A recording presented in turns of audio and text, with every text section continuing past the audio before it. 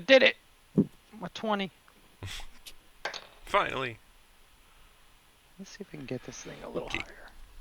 So, I'm gonna try and do that later, I guess. Let's just start with a recap. So, last time on.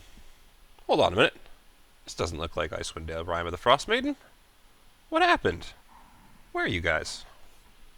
There's grass! There's grass! Mace, I think, rolled around in it. It was wild. So we went through a portal Hmm. to Dragon Kai, and when we got on the other side of the portal, we ran into two dudes. Um, Let me see if I have their names. One is Higgs, and one is the swordsman. And they asked where the dragon went. We said it's dead on the other side and on fire. Pluzak looked around a little bit, and the swordsman went through to try to get some stuff off of it. And yeah, we talked to Higgs for a little bit, told us about, and the swordsman told us about the magic circles, some symbols on them. Basically, it's a rift, and they have this portal to stay open to go to other dimensions, and that the glyphs and the magic and all that keep it open.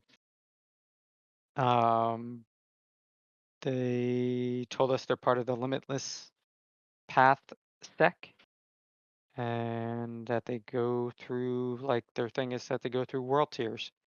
Yep. Um, the swordsman told Pluzak there's somebody that probably wants to study him.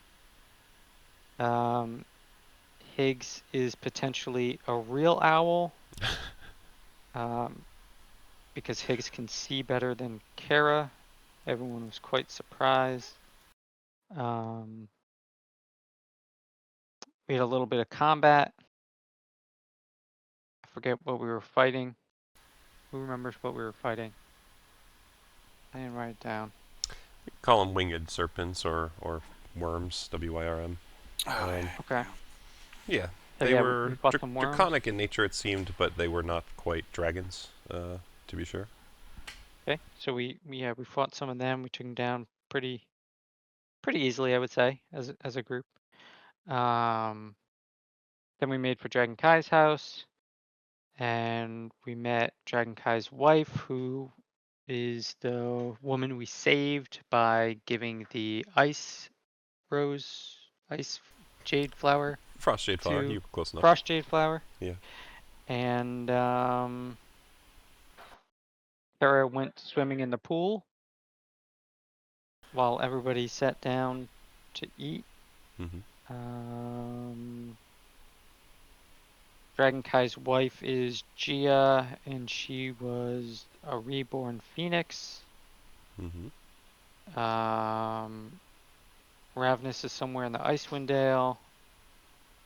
Ah, interesting. Ravnus went through a world tear.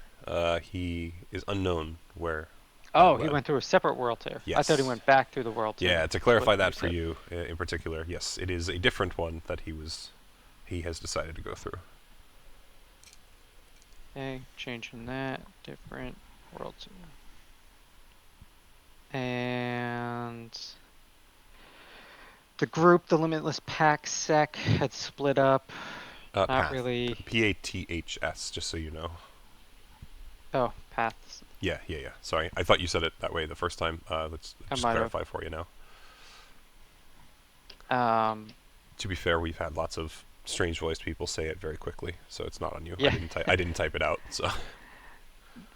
They had split up, and there's really not too many members left. I think this is all the members that we see. Yeah, you definitely haven't met too many. I'll tell you, there's others. You will probably meet some today, but yes, there are not many around anymore. Yep. And Pluzak got very awkward because somebody was actually interested in him. You were warned. Yeah, and there was a little fight that they had in the dojo. Mm-hmm. Yeah, we're gonna stay here for a little while, from what I remember. Yeah, absolutely. I guess I would ask, is there anything anyone wants to add? Uh, I think it was phenomenal. I'm just wondering if there's yeah, any little I don't details think anyone wants there's. to. Well, I don't Claw think. was the one that had fought in the dojo. So Kara Yes. was naked, I think, in the con. Yep. Yeah, that's a pretty big detail that got left out. That I don't think anyone in the party was aware of, but sure. I yeah, was. I don't think Leif anyone was. except for He could sense it. I think he she had said it. Echo On the... Leif was 15 feet away. No, There was a I just see me- vibration. There was a vibration in the air the second the armor came off, where he was just like, "It happened." It happened. Yeah, I just leave my Echo standing where I was, and I just disappear. It's a new it's a new trick I learned. It's a new trick I learned. Yeah. Uh-oh. We're using the Echo avatar for nefarious purposes now. Yeah, that way I could go watch. And then like when she catches me, I'm like, oh, I'm just the Echo. Yeah, it's just it's you can tell because it's got a gun. So I got a boner.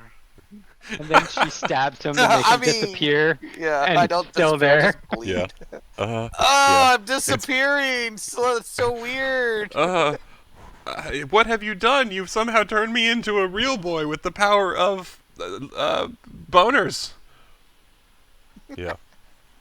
Yeah, we know. Okay, Leif.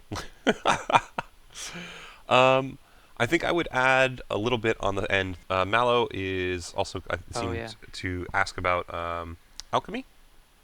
Yep. So I do think that that's potentially still on the table just from having been brought up. And no, I think that was it because there were a couple things mentioned, but you guys didn't necessarily seem to notice. So we'll see what happens with that. All right. So I do need to roll something for Mace. So let me pull his sheet up. He's generally not very good at these, so let's see what happens. Okay. Good to know. I would ask, is anyone else going to be... do you guys want to do any sort of watch during the night? You guys will have done a long rest as we come into this. It's just Mace usually stays awake during the night, so I'm just seeing what he sees or pays attention to. I'd like to believe that we're in a safe place, so Kara's just fucking out. Yeah, absolutely. I think that's more than a fair assumption or assessment. I just figured I'd throw it out there. Yeah, awesome. I'm in agreement here. This is like way safer than anything we've seen for a long time. So it's not even gonna cross Bluzak's mind. Okay. Yeah, I'm just kind of feeling out where you guys are at. Okay, awesome. Yeah, so then you guys will have had a long rest. And when you guys come back in on the next day, I'm going to... Mace will basically tell the party, hey guys, so I just want to let you know I heard something weird from the room over to our east last night. I didn't see anything, but keep eyes open, because this is unfamiliar territory. I mean, I think we can trust these people, but I don't really know what's going on. And I don't know what all this green stuff is, so... Yeah, he's telling you this in the morning. So, he's a little wary on that end. But you would otherwise hear voices from kind of the front of the house. And no one else really around. What do you all want to do? I would probably tell Mace, what time did you hear this? I don't know, middle of the night. Earlier hours, like it was darker, and you all were asleep. I don't really keep track through the night. I just wait for the sunrise most of the time. To the east is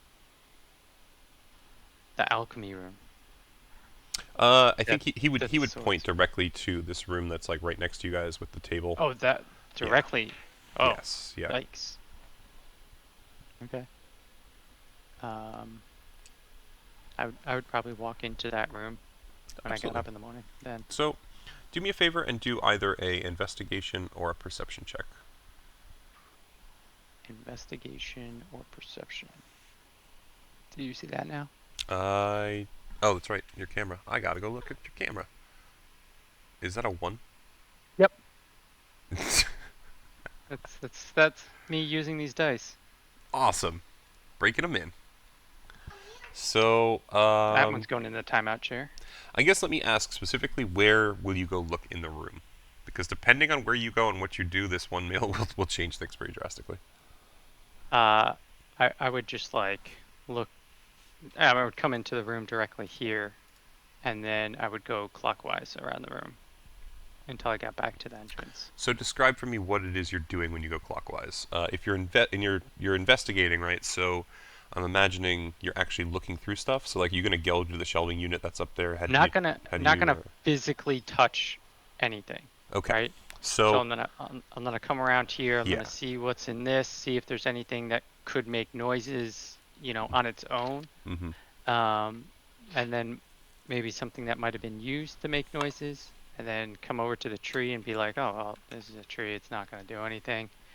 Come down here. Yeah. Looks like a So coat of arms. go or back something, over to the statue. tree if you could. Oh. Trying to see if I have. I think the tree made all the noise. No, it's not necessarily you think the tree made all the noise. Let me try and find something. I thought I had the token for it. Sorry, 1 second. So I have to upload that again. 1 second. Tree Sorry. just sticks I out thought of I the had this branch and prepared, and stabs I you. don't.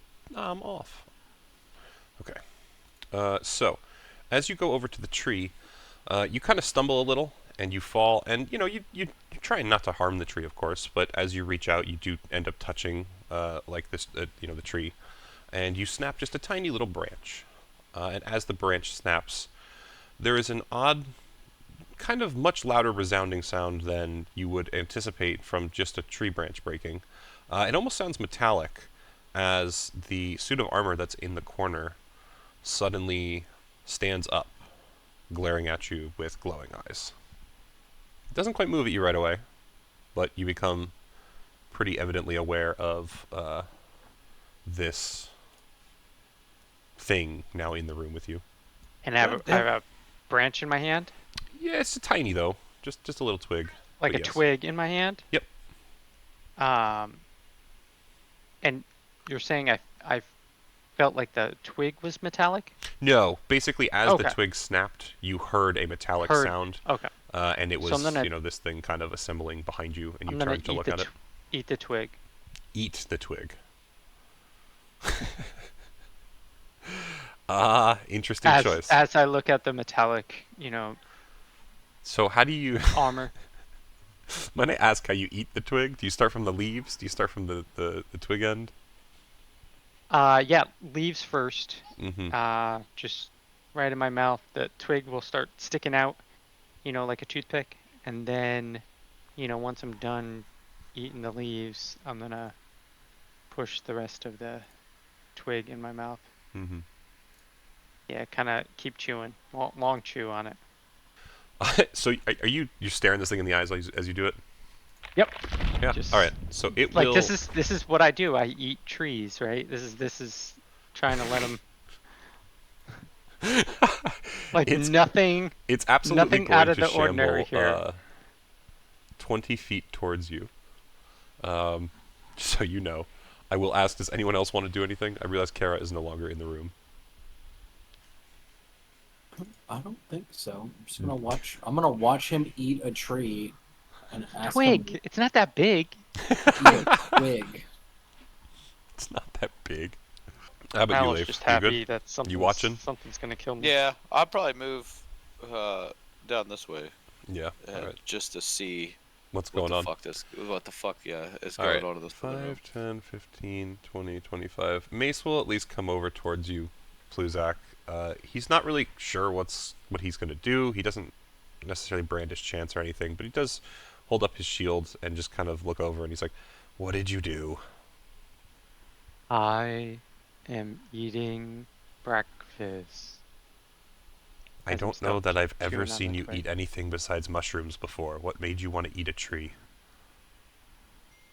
Because the tree broke in my hand, and I feel like I need to bring it back to the earth in a couple of hours. Couple of Hopefully. days. I really don't understand you a lot of the time. Um, is that thing... Was it the thing in the corner? That walked towards me after I started eating it. Okay. Well, I guess... sorry we ate your tree. And the armor will still kind of just be glaring at the both of you with these kind of glowing eyes. And actually, Pluzak, I need you to do either a animal handling, history, or perception check. Animal Or handling. actually, nature might work too. Animal handling, nature, or history or perception would all work. Alphonse needs to lighten the fuck up. Okay, I guess history. Let's see what we get. I mean, you can't get any worse than the 1, right? Man, it is Except if so it's out of another focus one. now. I'll be right back. Gotta run No, downstairs. this is way better. This is a 19. I gotta Oh. get this focus working. If you turn the camera off and on sometimes... Oh, there you go. Yep, that was a 19. I see it. Yep. Awesome.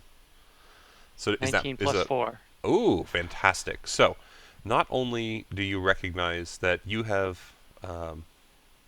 yeah, Pluzak, I believe, was at the fortress, right? So you have seen creatures like this before. However, this is inherently different. The armor moves with a fluidity that seems much more as if it is... I'd hate to say human, but you seem to think it would have more of a human like nature to it than the kind of stiff movements of the armors that you've seen move before like this. And the eyes that are within its helmet are actually not glowing at you with any sort of... well, you look at them for a minute, I guess, and let's say it this way. You think for a second there's clearly a spirit possessing this armor. And you think for a moment, well, it must be human, but the eyes that glare out at you are almost cat-like. Yeah, definitely cat-like. They've got that kind of vertical slit, and they're almost like a topaz-y... Yeah, that's the best you could say. Cat eyes. So, at least you know that. At Okay. this point, though, 5, 10... Actually, hold on. Before it hits me. I Jinglong... thought you said this was going to be all RP. It is, don't worry. Not murder. It's something being set up, don't worry. Jinglong is going to use his regular movement to kind of run over to here. And he will simply say, Yuki, down! And the armor will immediately sit down on its haunches. He kind of glares over at you for a moment, Pluzak, and he just asks, Might I inquire what you have done? The part of the twig would still be sticking out of my mouth as I'm trying to still As you turn to him and he sees it, he's just, You have Still injured chewing one on of it? Gia's plants. Yuki, you may return to your post. And the armor would kind of like turn and scamper back into the corner, at which point it would sit back down and kind of like, not necessarily disassemble, but it goes kind of, I guess limp would be the best term, in the corner, and just kind of relaxes again to the state it was in, where it looks almost just like a stand of armor. Jinglong would at that point... Oh, go ahead. You have other things for breakfast? Yes, we can offer you food momentarily, if you all wish to move back to the table in the other room. Gia and I will be in a moment. We must finish speaking with Lide quick. And he will just kind of give a little, like, nod towards the table where you guys had sat before, and then would otherwise return back next to his wife. Welcome. And I'm gonna turn to Mason and say, don't eat the tree. Mace would look at you and be like, I don't eat anything. I don't think that's my concern. Then you Hello? are Hello. probably safe. Either way, he's just going to look at you, like, kind of disapprovingly, and then we'll, I guess, walk back into the other room. And so I guess to the table? I mean, at least I know what the sound was. Mm-hmm. Mace will also head over there with Not you. the best way to find out, but Yeah. Welcome back, or welcome, Sarah. You missed Pluzak almost getting attacked by some sort of living armor. Awesome. Yeah. Sadly, he wasn't attacked. Thought we were friends now. Amalo's not saying this. He's just, He's just thinking it. he's just thinking it. So after a little bit, these two would kind of walk back over to the room. Lida would not be following. And Still have twig in my mouth. he's Oh still my chomping God. on it. It is rough. As soon as Gia rounds the corner and sees the twig in your mouth, she comes like booking it over and just starts like examining. It's like, oh, so you consume plants as well? Or I assumed that you would subsist off your mushrooms. That's what they told me. And he will return to his seat.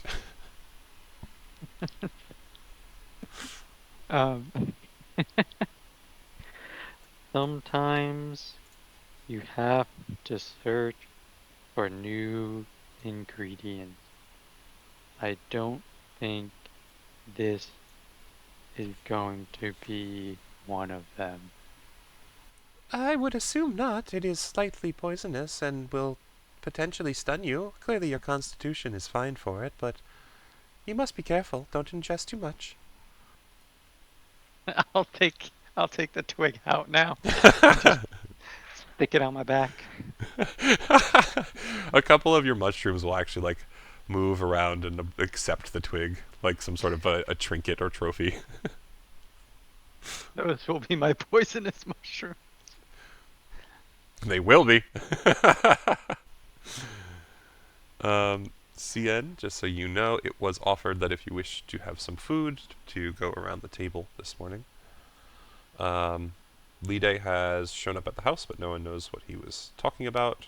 And Kara is nowhere to be found. She headed off towards the dojo. You would have definitely noticed. I don't know that the rest of the party would have. And I think that has you all caught up. Gotcha. So as everyone kind of gathers, Xinglong would actually be the one who stands. He asks kind of, well, what is it that you all tend to eat for breakfast? We do not actually require much food to exist here. It's kind of more of a thing for pleasure than it is actual sustenance. We can naturally keep ourselves completely satisfied with nothing but our ki. What would I be able to offer you, if I may ask? With Kara's hearing, would she be able to hear him saying this? Just roll me perception. I think it'd have to be active at this point. Active perception? Okay. Yeah, because you're pretty far out, right? I mean, I don't know. Let's see. What's your actual distance on this shit? You're like 100 feet away from them, so... Actual yeah. perception, okay. I think you can hear it, but we'll see how well it comes through with the walls and things. Oh, damn! Not only can you hear it, you hear every single word. You know, actually, if anything, you know even what was happening with the armor in Pluzak. You just hear from down the hallway, steak and eggs!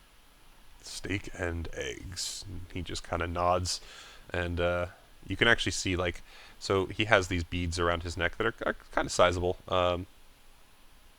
Maybe tennis ball sized at most, but like he starts kind of like turning them around his neck as he puts a hand on them one after another until finally he finds one that seems to interest him, and he just like will flip his wrist, and then on the table, perfectly cooked like steak and eggs just kind of shows up, and he just yells out into the house, "They are available whenever you wish."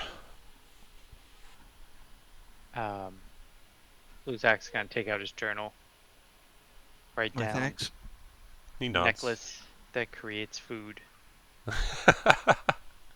Gia is like looking over your shoulder, very interested in what you're doing, of course. She, you clearly fascinate her. So as she sees you write, she kind of giggles and says, "Oh no, that's not the case. Do you not have dimensional storages in your realm?" Not that can cook food. It did not. She kind of looks at her husband a little bewildered, and he's like, "There are other wilders, sweetie. It must take our steps. It is not cooked within the necklace. It is simply stored outside of our space-time. It has changed not since the moment that it was placed in there. just as hot as it was the second that I placed it. Kara digging into the steak and eggs. Yeah, My it's compliments perfect, to the unknown chef. perfectly cooked, and the egg is however you wanted it. I don't know. She pauses mid-bite through something. I hope this isn't untoward, but could I also ask for mead? He kind of like does the same thing, shuffles through a couple of beads, and then flips his wrist, and there's just like a whole tankard right on the table. Just small tear coming down the side of Kara's face. It's like home. Yeah, he reaches over and he cracks open like the tankard, and just immediately hands it over to you. Just, please, I would never have consumed it myself. I'm glad that I could give it to you. So she shotguns that shit, and Okay. it's So, you as soon as it touches your lips, you actually feel more so at home than you believed possible. Not necessarily just because it's mead, and it's been a bit since you've had it, but this mead in particular seems almost heavenly. It's very, very reminiscent of what you used to drink in Valhalla, and your very first attack roll of today is going to have advantage, as you have drank mead of the gods. okay. Drank mead of the gods. First roll advantage. And you know what? We'll carry that over to next session, because I think a day will technically pass today, but the fact that you've managed to ask for that, yeah, fuck it, we'll give it to you. I mean, he said anything for breakfast. Yeah. No, you good. We in a relaxed place. Kara is taking advantage. I get spam and rice.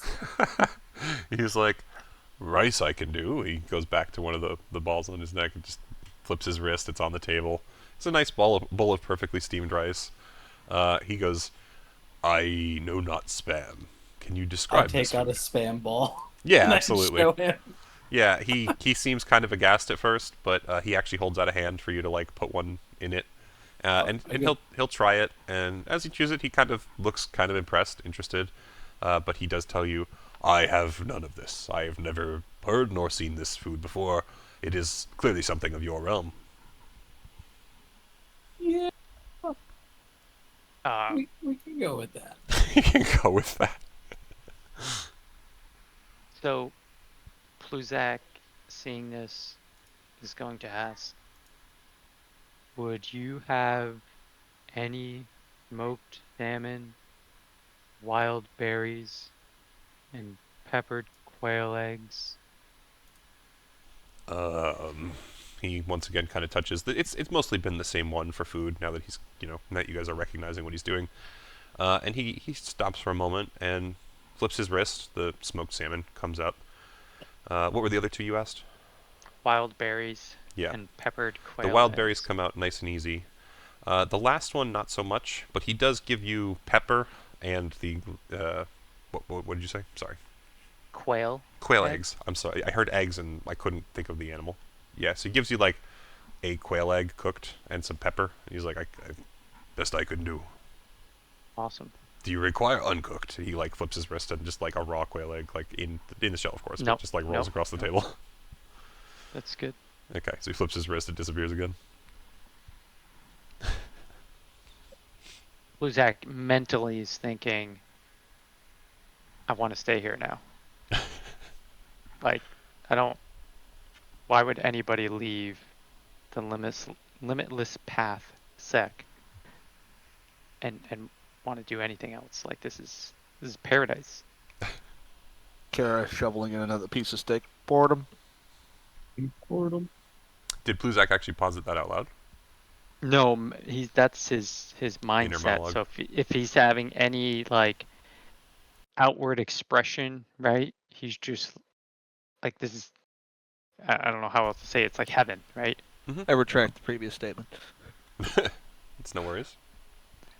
So I mean, Xinglong would look over at you, Leif, and ask, how about you? Any sustenance? Is Blake muted and doesn't know? Probably. Oh, There we go. This entire time. I mean, I could have answered for him. God damn. He wants fish. Yeah, Bad what are you mi- thinking, mi- Leif? Micro, yeah, that's already. Oh yeah, he's gonna. I mean, steak and eggs was fine, like that's fine, but no, we need fish. He'll look at it and be like, "Do you have any fish?" Absolutely. What type? How would you like it? Any that you have. It's good. Grilled or steamed, boiled or plucked, chopped, full, mixed, not mixed, inside of other fish, outside of other fish. It's all. Yeah, it's all good. A connoisseur of anything fishy, I see. Alright, here. And he'll, like, flip his wrist again, and just this giant chunk of, what looks like, I don't know, maybe like a... Mahi. Yeah, exactly. Tuna is what I was going to say. Like a really high-quality tuna just kind of appears on the table. It's lightly grilled, but you could tell that, like, it's still on the rare side. You're going to have a nice fishy experience for yourself. Uh, thank you. Oh my God, thank you. He just nods. Just like trembling a little bit at this. He looks at Mace and he's like, I remember you are not one to partake of food, so is there anything I can acquire for you? And Mace just kind of like shakes his head no. So Jinglong nods and he'll look over at Yusian and how about Yusian? I know that you are like us. Don't necessarily need the sustenance, but since I am offering, is there anything from my repository I might be able to offer to you as well? No, I think I'm okay. Yeah, I think I'm okay for today. Fantastic. Thank you, though.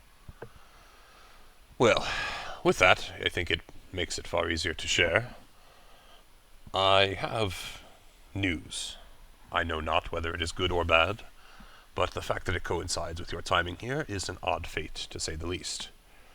As you are aware, I sent Lide away on a bit of a mission for me yesterday, last night, in the evening. He arrived this morning with word that he had managed to locate what I had asked, but it bodes ill. There is something here in this realm that I believe it is best to make you aware of. An act known as the culling. One comes from another world through a world tear, once every 100 years or so, in order to accept the strong and cull those who will not fall under his will. It seems, potentially, these draconids that are coming through the world tears are potentially a sign of his realm once again opening. I would warn you all that if you wish to avoid the fate of potentially becoming, well, having him come after you, I guess, you would probably do best to leave, but I do believe we can help you, and as I do not know when this event will occur, it is still relatively safe, and we can help you. So, ultimately, it is your choice.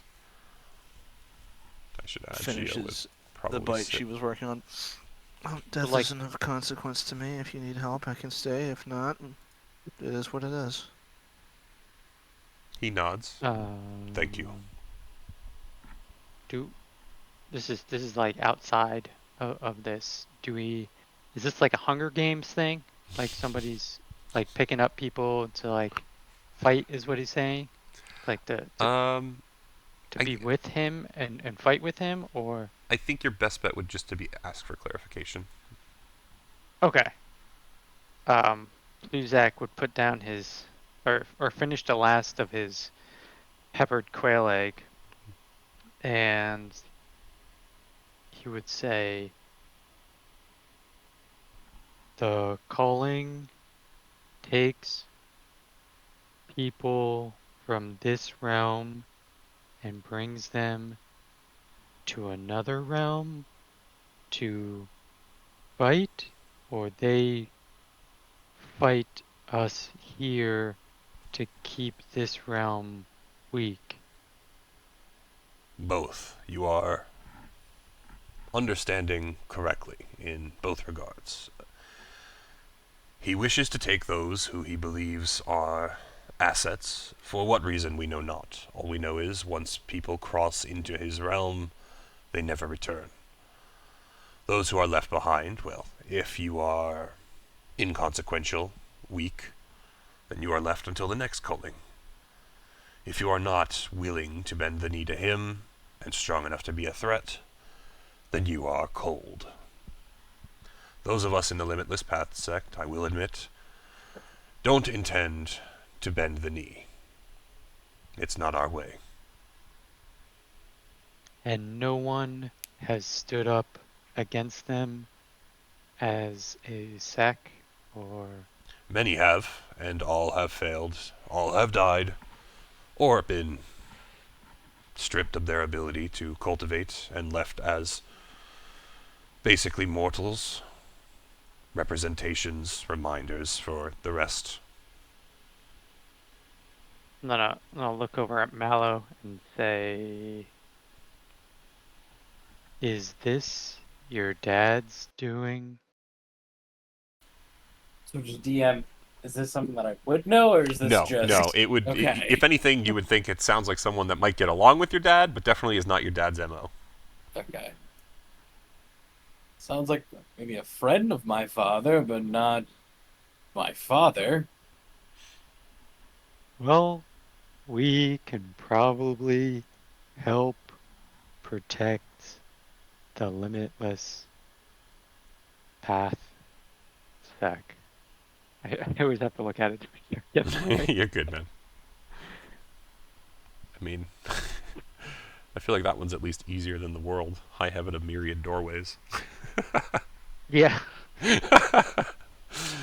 Anyway, so Jinglong would kind of nod, seeing that you guys, or at least a couple of you, are kind of agreeing to stay and help, and would just thank you on behalf of any who are potentially saved by your willingness to stand by our side. Thank you. But otherwise, I guess at this point, And you said that they were like dragon Draconids is what he called them. draconics. Yeah.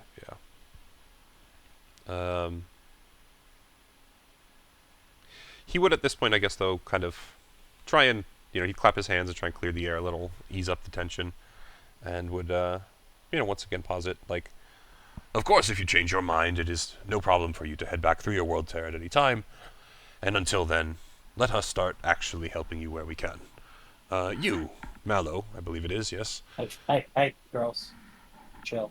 No, I am... Yeah. If Yes. if I remember correctly, you were wishing for assistance with your alchemy, and Lide did give me some new ingredients that I don't necessarily need myself. If you would like to join me in my alchemy chamber, I would be more than happy to at least try and provide you some guidance. Any of you who wish to watch as well can come along. And he would kind of stand and just, like, not necessarily offer a hand to, like, help you up, but he would, like, wave in guidance towards the hallway. And I think I will spend the morning in the dojo, just keeping sharp, and then I might go explore the territory for a little. he will nod at you, and he kind of just will look at Gia and tell you, essentially, if you need anything while I am busy, my wife would be more than happy to assist. And that goes for the rest of you as well. If you wish to look around the house or ask anything of this world, she can fill you in. Or perhaps just join your friend in the dojo. Feel free to utilize our house as if it were your own. But otherwise, he kind of will just wait for you, Mallow, and start heading off towards the alchemy chamber. I will. So Go ahead. So when he starts heading off, I'm gonna say, so don't eat any more plants, right? Who are you saying it to? Just the open air? Dragon Kai when he's starting to leave. He would, if anything, look over towards Gia and just, the plants are all hers, her ward.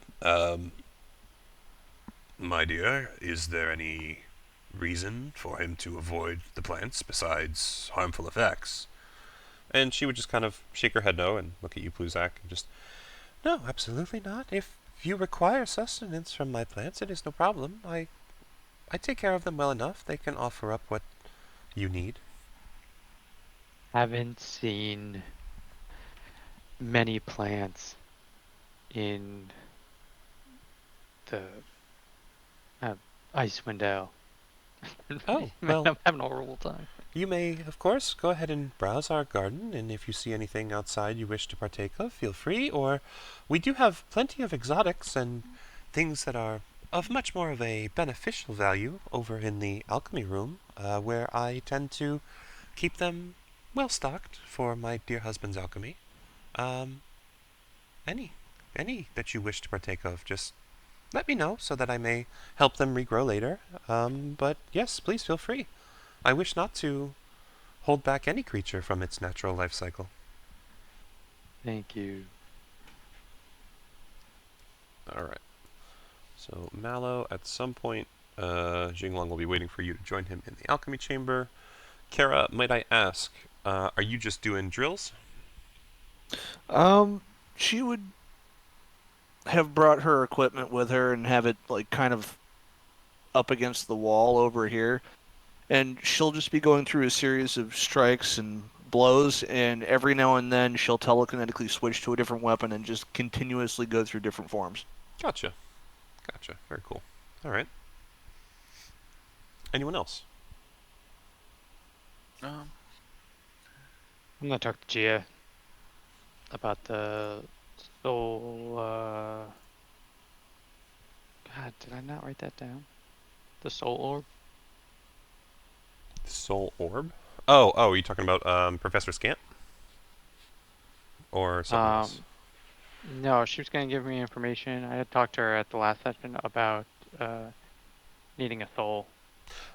Yes. Okay. So what you're looking for is just more information on that. Totally cool. Yeah. All right. So let me do this. Okay. Let's start with the alchemy. That's going to be a roll.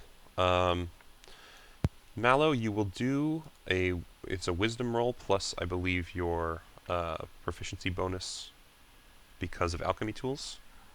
Yeah.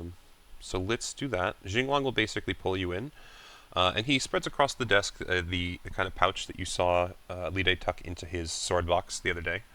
And then as he opens it, you would see just some general, like monster parts. It's actually mostly fangs, teeth, as most of the rest of the body was burning. It was just a couple of heads that were available. And he takes them out and he kind of puts them on the table. He walks over to several of the plants in the room. He gathers just a handful of herbs total, and he puts them on the table next to the bag or the teeth and things, and basically looks at you and says, "Show me what you have learned." So wisdom, like saving there, or just flat wisdom roll.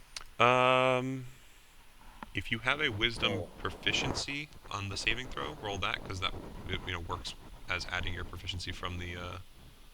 Yeah, no, I don't. Okay, so then just Trash. roll wisdom, and we will add what is it, +3, I think. Yep. So, 10. okay. I don't know shit. So well, you at least are trying. You managed to get the flame that you have done before, and you managed to Performance anxiety in front maybe of Cobra Kai. just a Oh, I little had bit, just a advantage. little bit. Did I you had have advantage? You on can that. roll again. Yeah. Ma'am, you need to chill, okay? I know that there's people out there and you want to go see. There we Okay, go, so 19. 19 total. Gotcha. Awesome. All right. So as you again, like I'm saying, call up the flame, you kind of you manage to keep it a pretty stable temperature.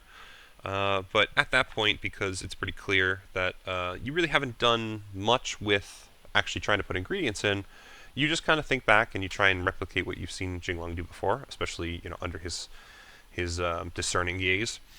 So you kind of toss the materials in and you try and keep the flame from burning them too much. You're just kind of going off smell and sight. But you believe you do a pretty good job. There's really no acrid smells coming out of your little alchemy furnace. And eventually you toss the monster parts in, and you actually start to feel kind of like a connection with what's inside this furnace. You can feel as if maybe your key is telling you what is happening, within that flame that you're producing with it. And you start to feel everything congeal into this almost paste or liquid until finally it completely congeals totally, and you can tell it's totally homogenized. That's what I'm looking for. And Jinglong kind of sees the process, and he can tell that at this point you're struggling because you've done everything right, but you've never actually formed a pill. So he basically says, just cut the fire and use the same key that you are currently using for that to give it form. Shape it however you wish. It matters not. So how do you want to try and shape it? Oh God, there's so many ways that this could Sure. go. Yeah. That's the problem with giving Mal a choice. Oh God, Does it fall back to an ejaculating bandit? that's literally my first thought. I was like, do I make this like a little penis with like a spurt coming out of it? Here's a healing, here's a healing vial, and it's just a dick. We're gonna make it look like sensu beans from Dragon Ball Z. Okay. Awesome. So you would manage to create a single sensu bean looking thing.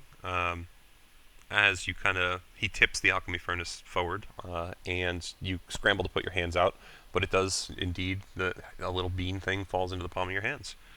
At that point, Jinglong takes and flips his wrist, and a little white bottle appears on the table, a little cork stopper in the top, and he removes it and just kind of points the end of the bottle towards you and nods for you to put the little pill in. You drop it in the bottle, he seals it up, and then hands the bottle over to you. He congratulates you and basically says, very well done. I can tell that is the first pill that you have managed to create, and it is often that the first pill that is congealed is one that fails. I would tell you the form is a bit odd, but nothing outside of what I've seen. If you can manage to create more of a spherical form, it is often best. It is a natural state that way, the most whole and complete, but I see no reason that the pill that you produced would not work. And I guess at this point I could let you try again with the other materials, but they were a backup in case this failed. What would you like to do? And I will tell you, just so you know, the potion you have received or created is called a potion of polychromy. It does not appear on the D&D Beyond character sheet for some reason, so I'm just going to copy the text for you in Discord. Go into D&D Beyond to go to my notes. I pull out a jaw from a dwarf that we killed, by the way, and ask him if we can use this. I've had a jaw from some dwarf for this entire campaign. I'm assuming you mean probably one of the Duergar? Duergar, I think. Yeah, I think so. Okay. It'd be like, we don't use human parts, man. Well, he would You're a study it. widow. He would study it, and he would tell you, excuse me. There is certainly a value to be gained from this, but your chances are slim. This is not a part I would personally use, let me put it that way. It matters not what the source is, but this creature seems to have been in contact with something dark. Cursed, maybe? I don't know. I would just warn you against using this material. I just kind of huck it behind me. All right. He would kind of frown and walk over. Oh, I'm going to clean it up. I just grab wanted it. to get it out of the way. And then it would just he'd walk back over and burn it. Burn it? You said not to use it, so I figured we didn't want to burn it. Yes. Don't consume it. I am getting rid of it if you do not wish for holding on to it. Okay. Okay. Makes a lot more sense. So do you want to try and do the other one? Yeah. Okay. So this I one will don't just have be a straight advantage roll. this time. You did not hard succeed, but you did soft succeed, so you got the one pill. That's a 13. Okay, so a 13. So, as you're starting to congeal this paste, you feel like you have the process. You're kind of doing pretty good, but you're focusing too much on trying to get everything to produce the same effect as before, and the fire gets a little too hot, and it burns everything out. Yep. Yep. He does look at you, though, and he basically says, "It matters not whether you succeed or fail. Every try is what matters." See, you say that, but I don't have a pill now. You But have I one understand that you've what you succeeded mean. on, and as you go forth and collect more materials, you will be able to create more. I will make sure that before you leave my abode, we are supplying you with enough basic plant materials to at least be able to continue your training for a short while. All right. Thank Uh, you for spending the time to help try to teach me this. It's been very difficult for me to try to understand controlling this energy. I am sure. It is not something that comes natural to most, and I would tell you that you are doing a fantastic job as one who is just starting on the path. I am glad that I've been able to assist you, as everyone needs guidance, especially when they start. But I do hope that at some point you find a way to make the path your own. And otherwise, he just kind of would nod and start to walk back off towards everyone else. Pluzak, in the meantime, I'm going to leave him there for now, actually, because you would be doing this while they're doing that. So Okay. you're looking to talk to Gia about souls. So how do you think Yep. you would approach the conversation? I'll open up my notebook, Okay. put it down on the table next to her, Mm-hmm. and I would say, oh man, that's one thing. I didn't try to use my notebook here to see if it would actually go back to my research center. Mm. Um, I You would have a I would say research to center. that you don't know about. Yeah. You're in another room, even if he muttered that out loud.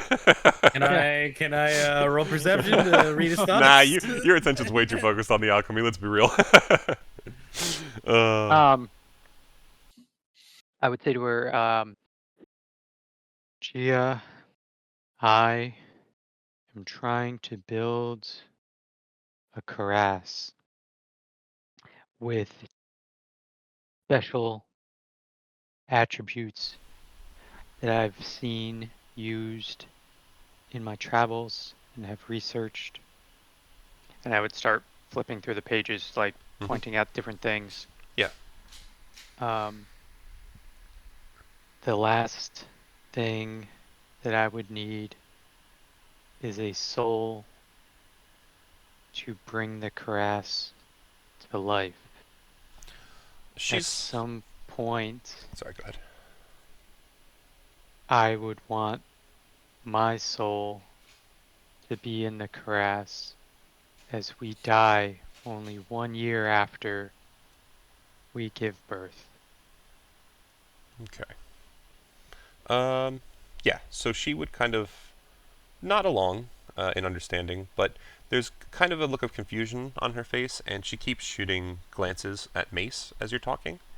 Um, and eventually, when you're done, she basically asks, "So then, the suited one next to you, the armored one, is he not a soul puppet?" And Mace kind of looks a little offended for a moment and is like, "I'm sorry, what, ma'am?" And she's like, "Yes, like our armor's here." And she snaps her fingers, and once again, the armor in the corner here, the closest one to you guys, would stand up at attention, looking at her. And as she just kind of glances around at you all, she basically explains, "It is possible to take and put almost any soul within a vessel, as long as you have the right materials and an array master with the right skill. It really surprises me, considering I assumed that's how he works." Pointing at Mace, just to kind of clarify her statement. Um, Mace was created by his father and On the mother? Mother? I The don't. Frost I. Maiden? I don't have a mom. No, that's not how that worked. I thought. No. My dad put me together. I'm not sure on all the details, but that's not it. I'm not the mother. No, she was not my mother. She didn't bring you to life? I was blessed by being born on a day under her like celestial star or some bullshit. My dad is the one to ask, and he is dead, so good luck. Well, that's a relief. Not that your dad is dead, but that we're not going to kill your mom. No, we're killing the Frostmaiden. Well, wait, nope. Now I understand what you mean.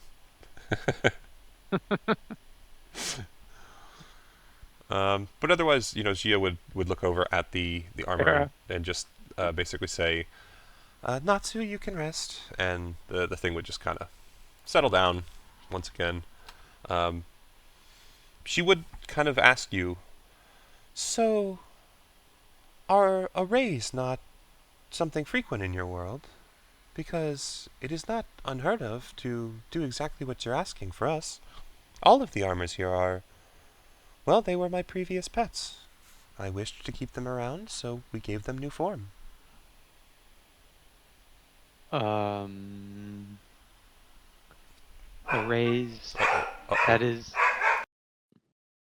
That is the second time or third time I've heard that term used.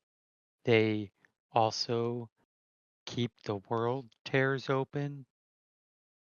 I don't think I've come across a magic wielder like that. Interesting. So then, yes, okay. We can assist with that. That is actually, if anything, one of the easier things we could teach you about. Um, Jinglong had intended to bring you all to the Master Smith and the Artifact Master today, but I guess we will add the Array Master to the list as well. He will be able to teach you basically everything you would need to know about how to contain souls within an array, and an Artifact Master would be able to explain how to properly prepare a form to accept that array and allow the soul to take over the hosting body. At that point, it depends on the form. You need to make sure that the form itself is, well, let's put it this way. The soul will fill out the form that you put it within. So if it is a monstrosity, it is possible that the soul may grow monstrous. You must be careful. Huh. You said you wish to put yourself in this body? Eventually. Eventually. Then I would suggest that what you do is make it, at least in part, as close to your own form as possible. The more that it assumes your form, the more your soul will retain its own shape once it is within it. Or you can go drastically different, of course. Just keep in mind that it will change you. So to be fair, I guess what I'm trying to clarify for you, and I think Pluzak as a character would pick up on this, is it kind of comes down to sourcing. If you make a Crassus out of monster parts, you got to be more careful than one that's out of something that's a more familiar material to a soul, if that makes sense. That's what she was trying to get at about materials and forms. If I actually use Mallow's parts to make this, then it's potentially going to be evil. It would be closer in form to Mallow, correct? Yes.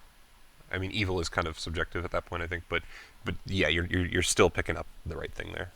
I was muted, but I was going to say Mallow is not inherently evil.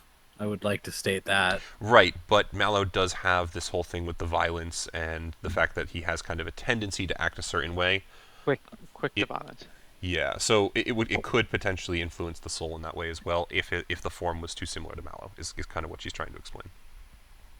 So just factor it into your research, but otherwise you can learn how to contain souls like you're looking for. Alright. Yep. Fantastic. I will inform him and we'll make sure that you get what you need. Otherwise, she would kind of actually look around at you two and say, I can hear from the other room that my husband is finishing up with your friend. So if you would like, we actually can probably begin to head that way. and introduce you to our masters.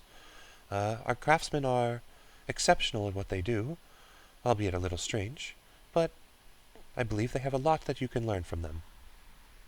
If you would like, perhaps we should go gather your other friend and Cien. And she kind of would like gesture that you all stand and head towards the dojo. Yeah, when she said friend the first time about Mallow, you would saw Pluzak just kind of like Winced. almost interrupt her, right? But not. And then when she says friend with Kara, like it's perfectly fine. She would take note. But yeah, otherwise she would indeed head over with Leif Yeah, and just so kind of start to... Kara is gather fighting those two. herself using telekinesis, so she's just fighting one weapon with another weapon while switching weapons. So when Gia walks in, if she sees you sparring with yourself, I guess she would ask, like, do you wish perhaps a quick bout? I'd be curious to see how one of your world fights. Oh, Sure. dogs. Oh, holy dogs. Was that a sure? It was. Cool. Be So sure she to would be dry. She would just take up position opposite you. And she would basically say, I'm more curious about what it is you are all capable of and how much you can withstand, so have at me, I have at you, and that should be enough for me to know what I wish. So as a heads up, I do not have my armor or my shield, so I am a squish. That's your call. You can summon your shield over to you if you want at least that. Also feel free to attack with whatever you want, you know, so... I'm gonna use all my weapons. I just, not put my armor on. Mhm. So Kara will pull her spear and shield towards her, and then take a stance and just nod. Ian's quietly chanting, fight, fight, fight, fight, fight, fight. Oh, you want to do it through initiative? Okay, we can do it that way. It's easier than who goes yeah. first. So she rolls a 12. She's still going to kind of prepare herself instead of necessarily attacking first. She wants to see what you're capable of to kind of gauge. So you would notice, essentially there's a slight glow around her. For just a moment, she kind of goes aglow and is surrounded by fire before a different form kind of appears where there's these like flaming wings behind her, and she very much embodies much more the bird-like features of the phoenix source that is within her. But otherwise, she is just going to stand there. If anything, actually, she's going to take a dodge action just to see if you can even hit her with disadvantage. Okay. And we'll kind of wave you on. You know, the typical handout, martial arts, bring it on. So automatically my first attack has advantage. So Yes, that is true, so you'd be fine on normal. I'm going to. And actually, you know Hunter's what? Mark From the source that you get that, roll it with advantage anyway. her. Okay. I'm gonna Hunter's Mark. Go for it. Okay. And Add a little target on there. attack numero uno. Of course, that's a me. So, yeah. So roll this one at disadvantage. This one at disadvantage. All right. You managed to hit with the disadvantage roll. We should have just done that from the start. I don't question these things. So, are you throwing the spear? No, I'm just rolling the attacks, but And I then will you're gonna. definitely Okay. I'm just trying to understand. Cool. So step 1 in second. and- As you step closer to her, you're gonna Jesus. You are gonna take some fire damage. I want to check something. Okay, so she has a fire aura. Got it. Currently, yeah. 1 sec. I gotta make sure I'm giving it to you at the right. It's gonna be a D10. So 4 fire damage, not too much. But besides that, yep, you're good. You managed to strike her. So that's Hunter's Mark, and you don't want to stack anything else? Hunter's Mark was a bonus action, Ah, that's so right. I can't So you can't do the anything Planar Warrior. else. Yeah, gotcha. Still, 12 is a pretty big hit. So, as your spear strikes out at her, I will tell you it strikes solid, but you would find that the fires that surround her almost seem to be a part of her. And as you land the blow, they seem to almost soften it in a way that you don't even think you necessarily touched her flesh. You definitely hit her, and you definitely did damage, but I guess to make it a little more clear, she has temp HP from what she set up, and you did not even fully break through it. You have it really low, but you didn't fully break through it. I'm not expecting victory. I'm seeing how much Yeah, I can I'm do. just trying to let you understand what's happening, is all. Yep, no worries. Anything else? Actually, I think that's about it. Or you can mobile if you want to try and move back. What else would be appropriate? Yeah, I'll go back 5 feet after the strike. Mm-hmm. Awesome. Okay. So seeing as you go back... One sec. She will have to follow. Or actually... She's going to try something a little different. That should be that. So, your AC is currently what? Currently a 15. Yeah. So, she takes and whips her arm down, and the flames kind of turn into a lashing flame whip. She throws it out at you, hits you with it. She's going to do 17 flame damage to you, and it will pull you back over to her. At which point, she is going to flurry of blows. And when she does flurry of blows, where is my thing? The hands that touch you glow with a actually very comfortable warmth, and both of them heal you for first 13 damage, or 13 health, I should say, and then another 10. As she basically restores you back to the point that you were at before she whipped you. And 13 and 10, right? Yeah, so you should be back at full health.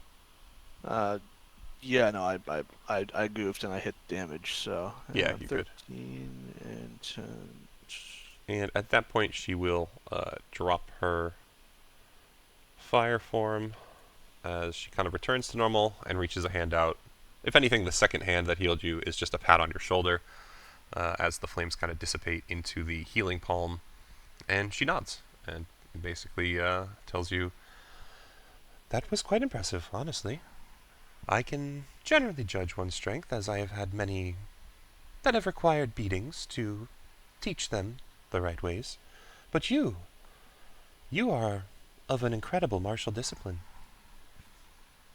I thank you for the compliment.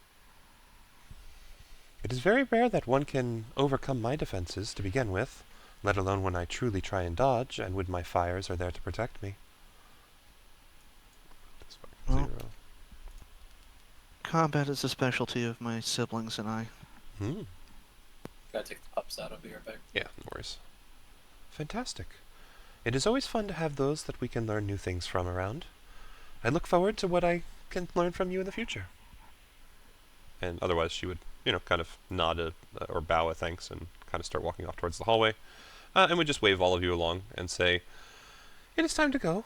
We have much to teach you, and Cien, I do believe you actually will be receiving a bit of a gift in order to teach them. Do you remember what you asked the Master Smith for the other week?" How could I forget? Fantastic. Let's get to it. I'm sure it should be exciting for you as well. And she'll just kind of wave you all towards the front entrance, where you both would be able to meet up with Jinglong and Mallow. And otherwise, we will flip you guys over to the next building.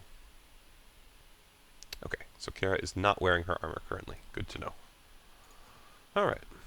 I mean, if I put it on, it would have taken 10 minutes, but other than that, Yeah, I mean, I would have...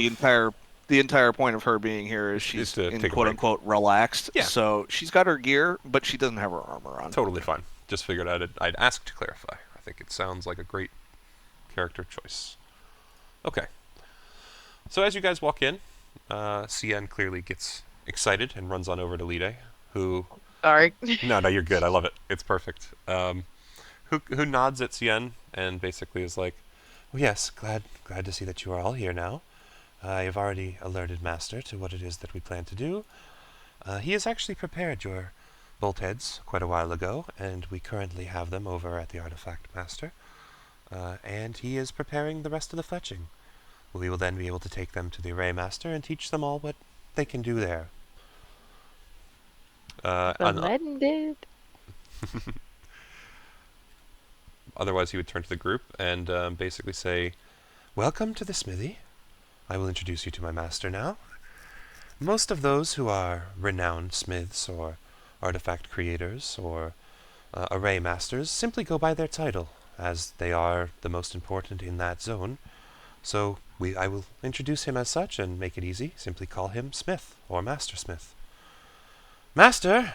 And at that point, you guys would hear what you'd notice is a light ringing of metal on metal suddenly stops, and as you kind of round the next corner behind Lide, you would all see a man, basically with a hammer, pounding away on some steel, some red hot steel. One of the most interesting things you would notice is that as he continues to pound away at this steel, or at least as it's sitting in front of him, he has kind of what looks like almost a sparkler in his mouth. It's not sparking per se, but there's just a single bead of almost hot lava-looking magma right at the front of it that just is endlessly burning and seems to consistently drip every second or two right onto the piece that he's forging. And then kind of as you round the corner and see him, he tilts this thing up, and the glow on the end of it seems to dull just enough that it's not dripping anymore. And he looks out over all of you as the dogs lose their mind. He basically says, just place yourself anywhere on the map, Mallow. You're at a forge, smithy. Sorry. He basically says, "Welcome to my forge. So, you're the other worlders, huh?" Yes. Melek taps himself. I think so. Mace would kind of step forward into the room, I guess, to make room. And as he does so, I would say that Cian and Kara, passive perception-wise, definitely know right away. His eyes lock on to the warhammer at Mace's hip, seeing as he's like the first person to enter the room who actually has a weapon. It's an expert set of eyes that seems to examine that hammer quite ferociously, almost like a gourmet devouring the way that food looks, like the way it's been plated, sort of thing. And I would say Mace definitely would take notice after a moment too. It kind of like covers Chance with his hand, a little wary. Leif, as soon as you step into the room as well, you would see the same eyes kind of dart over towards your sword. Except in this notion, as soon as his eyes alight upon that blade, his face changes. It is sheer interest and joy as he starts to book it over towards you. And he kind of shoots a glance over at Lide and points towards your greatsword, as Lide also moves in behind you. I'm going to need you to do a grapple check, buddy. Like, brother. Didn't he say he was letting the dogs out? Yeah, Or was no, it you? that was him. I was muted. That's my fault. I gotta stop pressing that button. How do I do a grapple check? Is that So you can do acrobatics? athletics or acrobatics, your choice. I'm going to tell you it's a Whatever's 22 better. DC. I just rolled it, so pretty high. I got Nice. 9. No, this is perfect. So as you kind of You're still realize, high off that fish. yeah, exactly. As you kind of realize that there's just like these two people kind of circling you like sharks. You kind of go to look over your shoulder at Lide to try and make sure that he's not like able to position himself in true flanking. But as you glance away, you look over your right shoulder, and the greatsword on your left hip suddenly just gets taken. The weight just disappears, and this smith, when you look back, just has Fortuna in his hands. And he seems to be like ogling her like a fine lady, I guess, to a degree. But as he does so, you recognize that there is certainly a level of reverence in his gaze as well. He is enthralled with this blade of yours. Lide will kind of put a hand on your shoulder and just gently tell you, "You're going to need to wait him out. A blade like that, well, honestly, it's sometimes a once-in-a-lifetime encounter, and there is much a man can learn from a blade like that." Kara, are you saying that out loud? I figured while you were having this conversation, that would have been more appropriate to. No, I know, Type but it, are but you? yeah. Yeah, you are? Yeah, she would. Lide would kind of look over at you having said that and just be like, "Any good craftsman can see the true value of something and truly love it at first glance." And he will just kind of walk over next to his master at that point and also start to just like ogle this blade. Between the Looks two at of them, they slowly kind of start to work their way back towards the forge and the anvil here, where once again the smith takes up his position and Lita kind of takes up a position on the other side, and the blade gets laid across the anvil, and basically the metal that was on it just gets like shoved to the floor side completely unceremoniously. Does not matter anymore. As he just takes and starts to like gently run the back of his finger along your blade edge, like checking it, making sure that there's no chips, and even though it's magical, he seems to be treating it as if it wasn't. And if you don't go to interfere Leif, he's very quickly going to start actually taking this piece apart. He's going to start unscrewing the pommel. He's going to remove the hilt from Fortuna, her crossguard, and basically strip her down to being just a bare blade. You gonna say anything, or are you just gonna let that kind of be I guess Not to molest your sword. Are you gonna let him do it? I know. I'm trying to decide because we are being like nice. I mean, here if he with wants to it. put it up his butt, you could I just mean, do that. if we think about it, these people have done nothing to like make us think that they would be doing anything that's bad. Right, Except but also they that's didn't that's ask for the sword; they Yeah, just took it. took it. I'd stop him. I would just be like, Pluzak is putting a hand on his weapon, right? Like just holding it to make sure that nobody's grabbing it off of his side. yeah, I'd be like, Master Smith,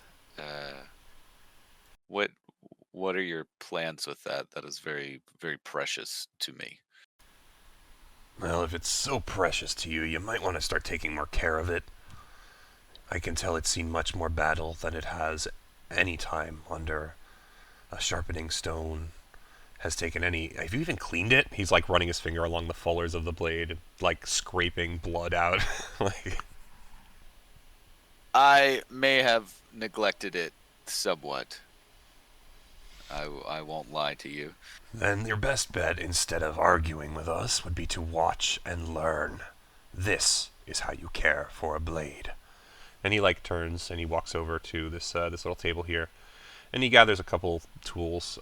You would see kind of some gentle cloths and some oils and things that once he walks back you can kind of tell are not the greatest smelling, but as he takes and starts to dip this cloth into it and rub it along the blade, you kind of reach a hand out as if like almost unconsciously, you care about this sword, and your hand touches Fortuna, and you do get a sense from her immediately of just like, no, let him work.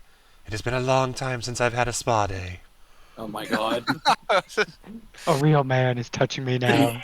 Yeah, I was Exactly. just thinking I was gonna ask her too, and then No more and beta that male. works perfect. Yeah. This Yeah, is an alpha. so he immediately starts just like rubbing her down with whatever these liquids are.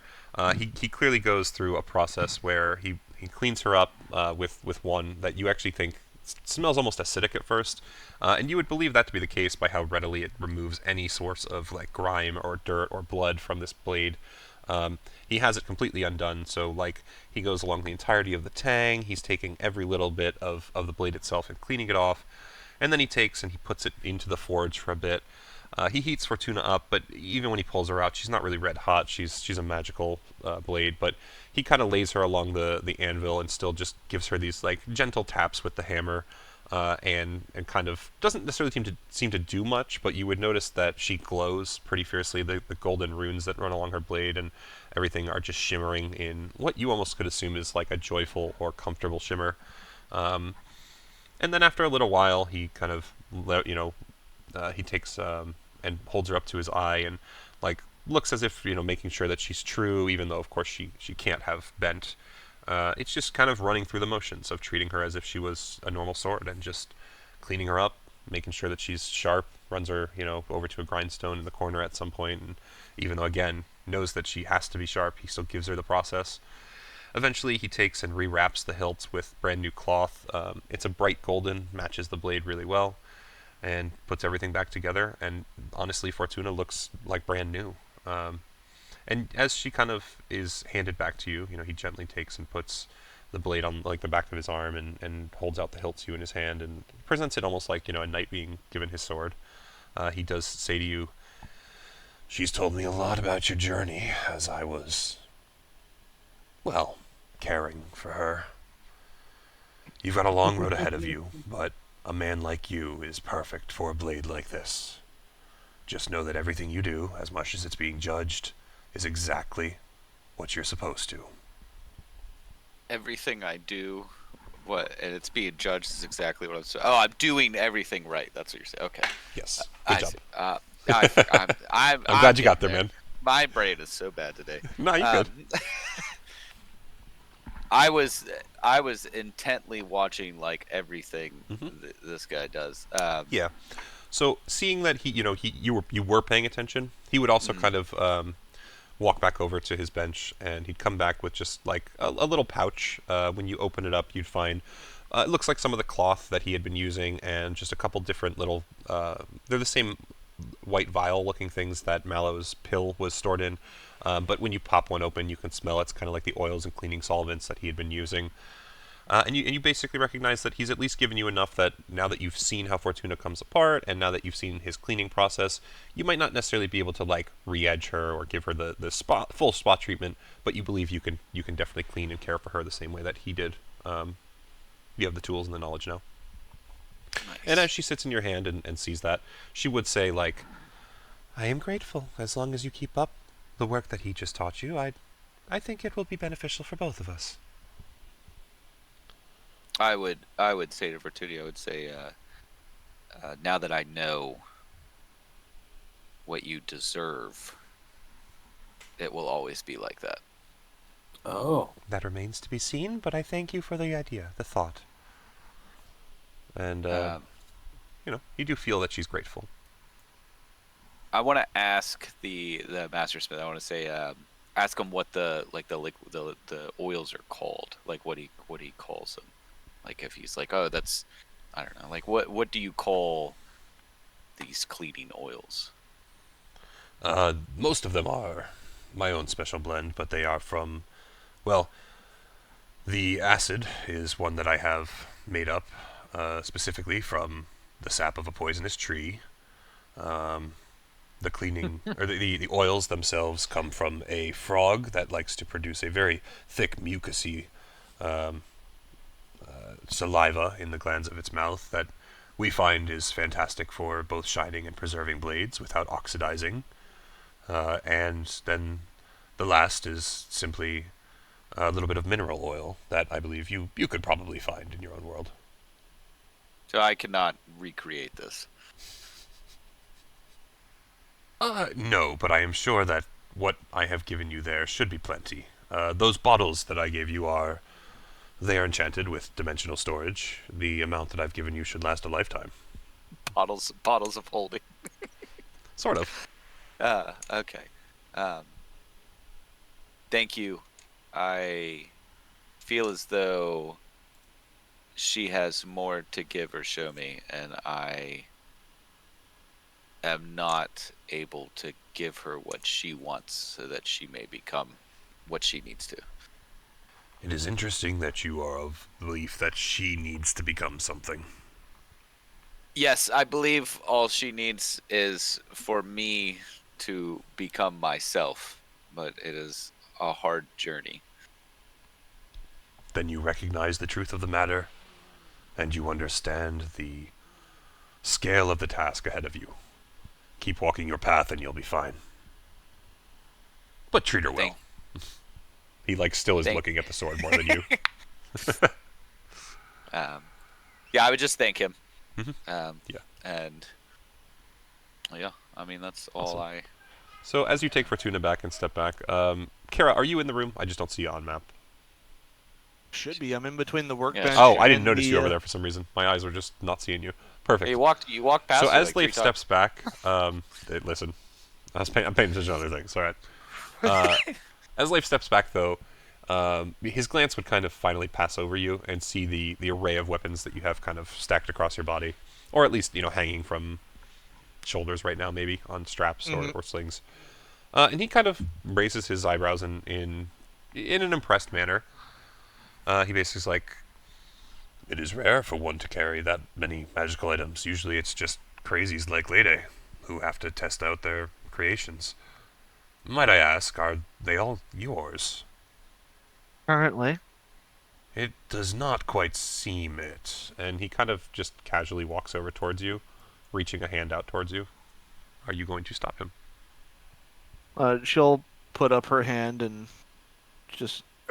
Which one is giving you questions? His hand is already like halfway towards the axe. Oh.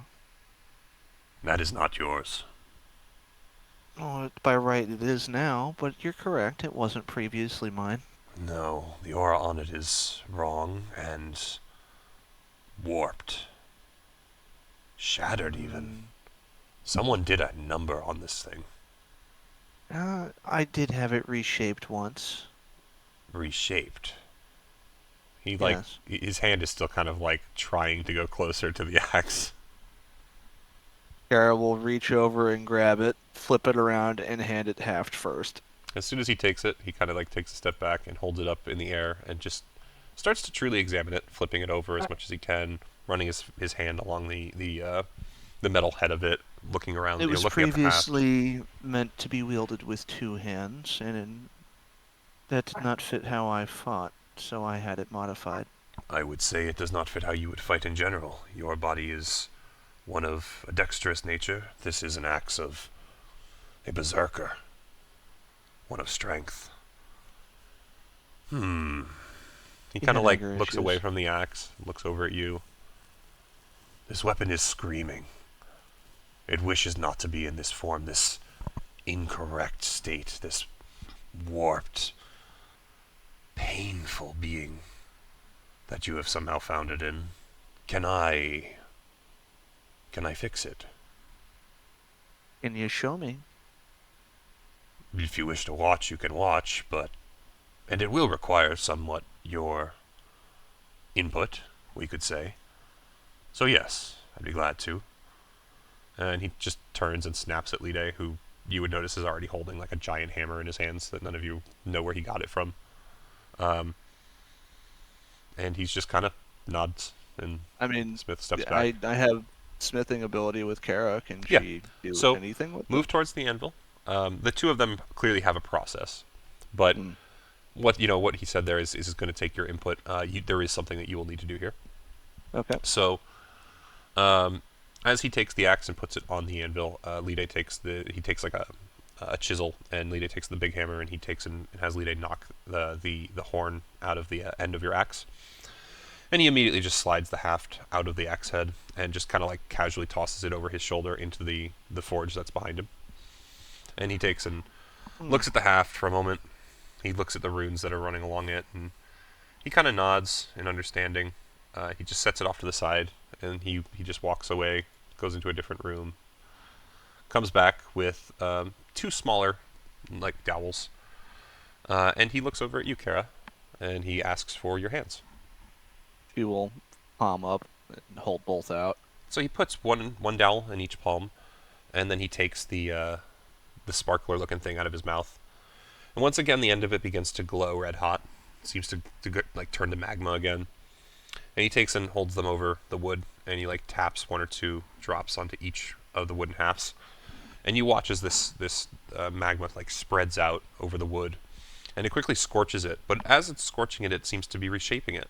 And even though it's a little warm on your hands, the ember doesn't seem to burn you, as the axe halves are both completely reshaped into, the dowels are completely reshaped into axe halves.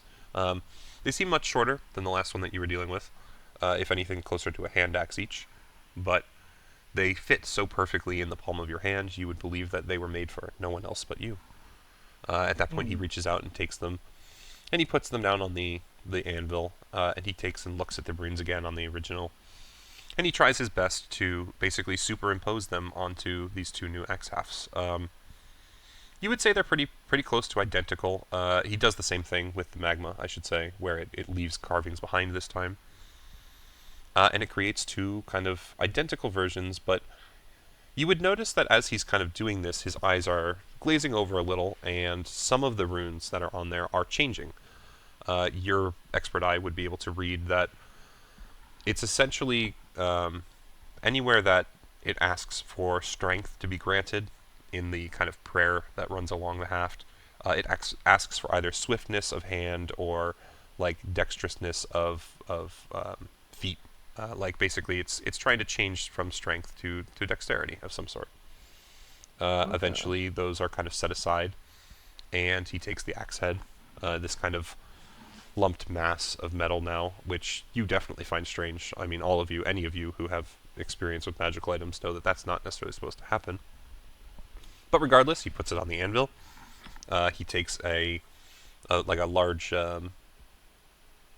it's essentially a splitting tool. It's got like it's like a larger chisel. He places it along the melted or the softened metal, and Lide starts swinging that giant hammer, and he quickly splits this thing into two. At that point, he takes one end of the anvil for himself, and Lide takes and puts the big hammer down and takes a hand hammer, and they both start hammering away to reshape these things into the form of two hand axe heads. So as he takes and continues to reshape the head that's in front of him, the Master Smith looks over at you, Kara, and he asks you to step forward. And he simply says, "We will need a part of you, some representation. So I ask, blood or hair?" Without even a second thought. Ear. What's up? Ear, he said. Pluzak. You hear Pluzak in the background just go, ear. The dirtiest look Kara could possibly give I love it. as she just reaches over and pokes her spear with a fingertip and puts a little blood on the axe head. Yep, perfect. So as you run your finger, or drip your blood into it, I should say, you would notice that the axe seems to start to take a bit of a different glow to it. It's still red hot, but it seems to have like a silvery tinge as eventually he starts, or finalizes his process, hammering it out into, the last bit of the hand axe head. Lide's, on the other hand, a is small left raven alone. on both of them. Yeah, absolutely. Lides is left alone, but as its form kind of comes into being, and you ask, for these ravens, the Master Smith nods, and he takes a little chisel set, and just while the metal is still, malleable, he takes and chisels little raven forms in. If anything, he sees the tattoos on your arms and tries his best to reproduce those, and it's pretty faithful. And then he takes and puts those two axe heads back into the forge for a minute, takes them out and quenches them over in this barrel over here. It doesn't really steam or even hiss much, and he removes them fairly quickly, but you have essentially, or he throws them on the anvil, and you essentially have two new axe heads. So as he takes and puts them along the halves that he had created, he once again has Lide kind of take the big hammer up, and he splits the end of the axe halves, and he finds, goes back in the other room, finds some materials, and makes a new horn for the top, and very quickly puts them back together with an expert hand. And when he is done, he hands you two hand axes. One of them is still going to be a vicious axe, much like your sister's was. Okay. The other one is a hand axe of wounding. They, I believe, have told you already, but are going to require dual wielding all the time to use both of them. But when you hit with them, you can call on each individual hit which of the axes you were intending to use. So you can use one effect or the other, essentially. And it works for throwing as well. And they are finesse, so they should work off your dexterity mod now. So that should bring the axe full on into your kit in a way that is much more usable for Kara. Let's see. Vicious hand axe, is that a slashing weapon or a blunt weapon? They should be slashing. Slashing, alright, because I gotta retexture a... Yes, that is correct. You probably have to retexture stuff. Regardless, so as you guys, finish that up, he would kind of sigh, or exhale, I should say. And, Lide nods and is basically like, "That was fun. It's been a while since we've reworked someone else's work." And he's, the Master Smith nods and is like, "Absolutely. I have to say, I'm actually quite proud of those pieces." But otherwise, he kind of glances around the room at the rest of you, and that's when he notices that Chance on Mace's hip has actually kind of shifted a little. And he's confused, and he walks over, and he looks at Mace, and he's like, "You have not touched your hammer." "No." "Why is it in a different position?" And Mace will kind of reach down and remove Chance, and Chance will unfurl his little tendrils and just kind of stand up on Mace's hand. And you would all watch the sheer amazement in this Mastersmith's face. And Lide actually would walk over and like nod and be like, "Ah, yes, I saw this before. This weapon is really quite something, isn't it, Master?" But the kind of disbelief on the Mastersmith's face is something else. And he kind of shakes his head no at first, and he looks over at Lide and he says, "This is no normal weapon. This is a true artifact. And what we need to do is study this. Sir," and he like glares at Mace, "please, may I take you to the other room? I need to show my friend." And he immediately, like, without even being told yes or no, just grabs Mace by the shoulders and turns him around and like starts pushing him past Leif and over to a door that's in the wall over here. And he is going to enter that room with Mace. We need him back, by the way. Lide will kind of giggle and, "That is fine, but if anything you should follow, it is where we need to go next, especially considering Cian's request." And just will kind of, guide everyone towards the door as well. And let me reveal that section. So when you guys walk in here, this room is kind of adorned with a far different assortment of tools. You would see, as much as they're not on map, a lot of like stands for clothing. I wouldn't necessarily say mannequins; they're more like armor stands, and just an assortment of like rolls of materials and what looks like skins or cloths or things like that. And there's a man just kind of standing there at a table at the south of the room. He is dressed in not necessarily what looks like armor, but rather like individual little pieces of armor. A vambrace here, a pauldron there, some weird-looking boots, a cloak, but no like breastplates, no metal armors. It's almost all made out of what looks like maybe leather at most or cloth. And he turns to look as several of you enter the room. And the smith just looks over and he goes, "Old Ox, take a look at this thing," and basically points at Chance in Mace's hand. And you would watch as this new person's eyes also just light up, and he like immediately runs over, and he starts to reach out a hand for Chance as well. Both the craftsmen start to like try and molest Chance. I'm going to say that Chance, you good? Mace will also kind of step away and try and stop them. But Chance would actually kind of extend some tendrils out, like he waves over at Yukara, saying that, and he actually extends 2 little tendrils towards these 2 craftsmen. You can tell as soon as they touch them, not only are they surprised by the texture, but the fact that clearly he is talking to them reads on their faces. And while none of you necessarily know what Chance says, very quickly they both kind of like, not necessarily frown, but like their brows furrow as they look at each other. And the smith basically looks at the other one and says, "Oh, Old Ox, this is something new." And the other one just seems to nod. He doesn't actually say anything. He's deep in thought.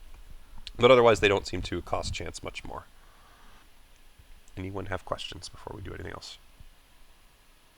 I know that Chance is a unique weapon, but why such a fascination over it? I'm sure you've seen something like it before, have you not?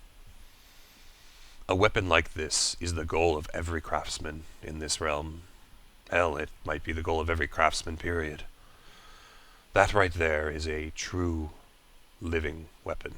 It is not an embodiment of a soul per se, but something more.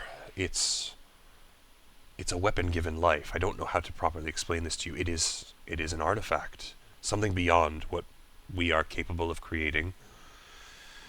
It's something we hope to create. We, all 3 of us, myself, Old Ox, and the Array Master, and our sect, we have hoped for years that through walking our paths individually, but sharing at each other's sides where we can, we would be able to complete something like this one day. Suffice to say, no single path can create a weapon like this. It is far greater than any one man. I'm kind of slipping into Jinglong for him, aren't I? It's too late now. If anything, I would describe it to you like this. The blade the other one had, that is something I can make. Well, maybe not that exactly, but a blade of that capacity is within my grasp. This weapon is not. It's not within any of our grasps. And at that point, Mace would, I think, kind of speak up as well. We'll give it to him to just ask, like, well, I'm pretty sure my father made it, so one person was capable. And they would shake their heads no, and just very firmly, both of them would kind of echo each other's words pretty rapidly of like, no, it was not. No, it wasn't. Except it was. So she is your mom. Mace just glares at you, Pluzak. We gotta figure this out. It's already been figured out. She's not my mom. Then she's Chance's mom? He actually looks down at Chance, who clearly like shakes his head no. How about this? Cien, come on over if you wouldn't mind. And as the artifact master kind of says this, he steps forward to his workbench, and you would see him rummage around and basically takes and finds a whole bunch of completed bolts. They look like crossbow bolts to the rest of you, except for, I'd say Kara, you're probably perceptive enough at a distance. Along the head and haft of these bolts look like little divots where something could be placed. You're not quite sure what, but it definitely seems to be like carved grooves of some sort. Besides that, though, they seem mostly like crossbow bolts. That's interesting. What's that? The craftsman would look at you, Cien, and basically shrug. Well, it was your idea, so you want to tell him? I mean, it's no secret, and it's your guys' handiwork that causes it to happen. Well, the craftsman will never turn down talking about his work. These are what Cien has decided to design, and I have lovingly referred to as array bolts.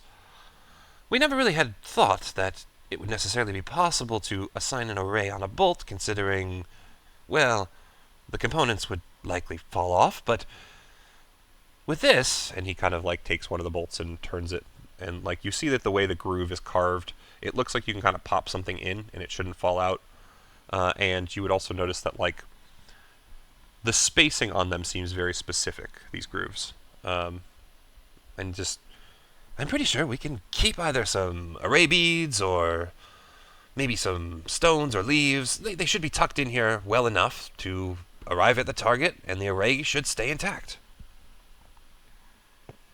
I'm not one for usually staying that stagnant, so and that's what arrays seem to like to do, so I thought, why not be able to make them travel a little bit? It's brilliant, considering all the others have had to be binded to either equipment or some stationary landscape. I would answer with more questions, but I'm currently inputting damage stats for a weapon. We can wait if you need. Mallow, are you staying away from the room? I was trying not to go through people. There we go. No, I'm you're in fine. there. I just wasn't sure if it was something that was interesting you, or if you were. I'm in there. Yeah, Okay. no, I'm paying attention to stuff. Yeah. So as he's looking over at you, Kara, you would actually notice that this artifact master is kind of, his eyes keep darting over towards Mallow. And he basically asks, I sense something from you. Do you have some sort of coat that does something? Take the cloak out from the bag. He walks over to you, takes it from your hands, if you don't mind, and he just kind of like unfurls it, flaps it out, and looks at it. This is an oddly made thing. Where did you get this? Who made this? Why is it so inefficient? Where did that come from? Didn't it come from the merchant, I think? That was acquired from a group of individuals that live underground. Therefore, it's enchanted in such a way that makes people harder to detect, but once exposed to sunlight, it loses its effect. But for the people that originally owned it, that was never going to be a problem. If you're talking about the other effect on it, He turns and walks away from you. walking over to this wall. At this point, Mallow, you can tell that like every word after a certain point has clearly not entered his ears. So he's just taking this equipment if you don't reach out Yeah, to that's stop him. fine. All right. So I he's gonna trust kind them. of At this run. point, I trust them. He runs his fingers along this wall here, and it's basically like I said, it's just a whole bunch of materials. And finally, he stops on like looks kind of like a dark silken material. He pulls a sheath of it out, and he compares it to what the cloak in his hand is made out of, and he kind of like runs his fingers along them. And he basically looks over at you, and he's like, "Do you mind if it's a little warmer than it used to be?" Carrot That's- Snickers. That's fine. Hmm. And he takes and like, Are you going to poo on it? No, it's not what you do on everything. It does make things warmer. Oh my god. Not for a long time, though. You haven't Doesn't seen his retain shits. heat. But then you poo again.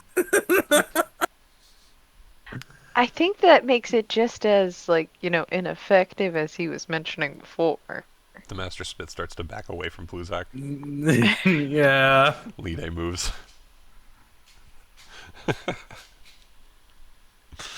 But essentially, after a moment, the artifact master will take in, like, he swings his arm almost like a blade, and the cloth that he's been pulling out just kind of tears, almost as if cut by nothing. And he walks back over to his little workbench, and he just starts to kind of lay it out. And you would notice every once in a while he uses his finger almost like a needle and just starts like tapping the cloth, folding it over, changing its form, and it stays there almost as if it's been sewed. And eventually he basically forms it into what looks kind of like a scarf. There's clearly a part that can be, let's put it this way, it's long enough to wrap around the neck one or two times, which he does to himself, and he like raises the front of the scarf in front of his face, kind of tucks it up over his nose. He nods, puts it back down, puts it back on the desk, and then he takes your old cloak, Mallow. He picks up what looks like some sort of a weird knife, maybe a scalpel, but the head of it's too big, and he just throws the old cloak of yours into the air and just starts cutting it up. He's like almost seems to be swinging wildly, but once he's done, the pieces that fall all almost seem to align perfectly with the scarf that he's made. And he just starts to kind of lay them into this scarf. And then eventually he once again starts running his finger along, tapping it, sewing it all together. And as he kind of finalizes this thing, he takes and puts his hands in front of him, and he blows into his hands. And you would notice this kind of almost icy white aura kind of appear in them. And he just takes and opens his hands and spreads it out across the entirety of this cloth. And you would kind of have been paying enough attention before that you noticed that the two cloths were distinct. They were both dark, very, very black in a way that, they almost blended together, but it was a difference of, like, sheen, I guess, or something to them. But once this fog settles, it looks almost identical. You can't see any difference between the two cloth. And he just raises it up and tosses it towards you and basically says, "Pretty sure this'll suffice better. Shouldn't have any issues with sun now, but you gotta tuck it in front of your face instead of put it over your head, if that's any real difference." So I have a shmee-shmaw? Yeah, basically what your character's wearing in his profile picture. It's like that. Perfect. But you can raise it in front of your face. Perfect. You still have to do the, like, put the hood on, but it's Yeah. a mask instead. Figured it's very fitting I for just Mallow. always wear it then. I just Yeah. always keep it over my Absolutely. face. So if you want to change, you can change it to a cloak of invisibility, and you don't have to worry about sun with it anymore. Okay, sweet. I'm going to... Do I need to reattune to it? No, he used the same material as before. He just kind of Okay. blended it into this new version. So as he kind of hands it or tosses it back to you, though, he will clarify for you, "This is about the best I can do with materials. For artifacts like this, it's basic. You can't really get much more out of it unless you apply an array, but applying arrays takes its own set of issues. I hope it's enough to suffice. That's perfect. Does anyone else have anything they need fixed? That one was bugging me. How about the rest of you?" Quick question. Are you saying a cloak of invisibility? Elven kind, I think might be. Okay. Yeah, I had the wrong one. Okay. I think I Elven just kind is wanted. what I meant. Yeah. Yeah, invisibility is like Mm-hmm. a Not the little right one. different. Yeah, not the right Yeah, I one. just wanted to make sure. Thank you for clarifying. Yeah, absolutely. Yep. Kara would stop and think for a second, and be like, "Well, honestly, I don't know if this is something you can fix." Least I And can she'll say is no. she'll reach into the bag of holding and pull out her armor. Okay. Are you just pulling out the breastplate, or are you going to kind of lay everything out? What's the intention? She'll go over to a table and lay out the full battle suit. So as soon as he sees you start to take armor out of your bag, I think he would take you probably and like guide you up north in the room more, and like to an empty armor stand, like I said that he has, and we'll just do this. We'll put like an armor there, represent that you've kind of set it up on a stand or something, and then he'll just start to look at it. Yeah, he goes over it. He seems to give it a quick once over, and then frowns, furrows his brow, goes and looks over it again. He turns over, and he waves the smith over, who quickly kind of saunters up, and he starts pointing to parts in the metal, and he's like, "Would you be able to even do this sort of craftsmanship? I mean, I can't. The leather here is otherworldly. I don't know if I've ever even come across a monster with the durability on this, and this runic wording here. Have you seen this before?" And the smith's like, "Yeah, on her axes." And he like kind of looks confused for a second, and then looks at you, Kara. Yeah. I'm not from the same plane of existence as the rest of them. Oh, otherworlders. That's right. No, even amongst my companions, I hail from a different realm. Both of them kind of raise an eyebrow again. And at this point, the smith, I guess, would ask, "The one who made this armor, then, is it like a master smith of your world or something? Because this is incredible." To be fair, I'm not sure who crafted my siblings' armor. We've just had them. Takes in, like, they both kind of start laying hands on the armor and just trying to, like, if anything, at this point, you can tell that there's kind of this magma glow under the palm of the smith, and this kind of chilly glow under the palm of the artifact master, and it's leaving like small traces of what you would be able to, I think, assume at this point is key behind, as they just kind of examine the armor. At the end of a couple minutes, they both kind of look at each other. They seem to almost wordlessly agree on something, and the artifact master kind of looks over and simply says, like, "There is a lot to this. Oh, I know. Are you aware it's not... There's something being held back. It's not I'm complete." aware. Okay. Well, I wish I could tell you I could help, but it's beyond my capacity, honestly. It's beyond our capacity, and, well, I was looking for a raise at least to see if we could maybe send you over there and have that looked at, but, no, this is as if someone could just bestow and erase gifts on metal without the array. Oh, I'll have to give my compliments to I think it was Heimdall's the smith. Which one? No, he's a guard. It's the smithing dwarves. Yeah. Their crew. Oh, I'll have to give my compliments to the dwarves then. Whoever made it is a master beyond masters, so give them our compliments as well. If anything, between the hammer over there and this piece here, we have recognized that as far along our paths as we thought we were, there is much left to be walked. And the smith's just kind of like nodding along the entire time. Opens bag and unceremoniously pushes it back in. Yeah, piece by piece. If anything, the two of them would very like gingerly start to help you. Very carefully put it Oh on no, your you bag. don't need to handle that with child gloves. It's been through hell and back. We I are think craftsmen. actually- We respect craft work. And I do too. But I respect it by beating the crap out of it. The smith looks at you and like looks over at Leif and is just like, Did you not learn the lesson that he did? I maintain it afterwards, but armor's meant to be in a fight. Not exactly something that we actually could say we know very well here. We don't tend to make or use much armor, but, I guess. Sure, my pieces are there to help too, so I get it. If you were looking at it closely, you would have seen the depiction of a battle. It tells the story of, I guess, my past life. So the women on there are you and your sisters? Yep. And the warriors, are they your servants? Our charges. Like them, points to the rest of the party. Not quite. Very interesting. Our And role do you know, was does the carving display or embody any sort of power? Is that where it comes from? Is that your version of a raise? was certainly our language, but whether it embodies a raise... No, I think that's something we can inherently just do.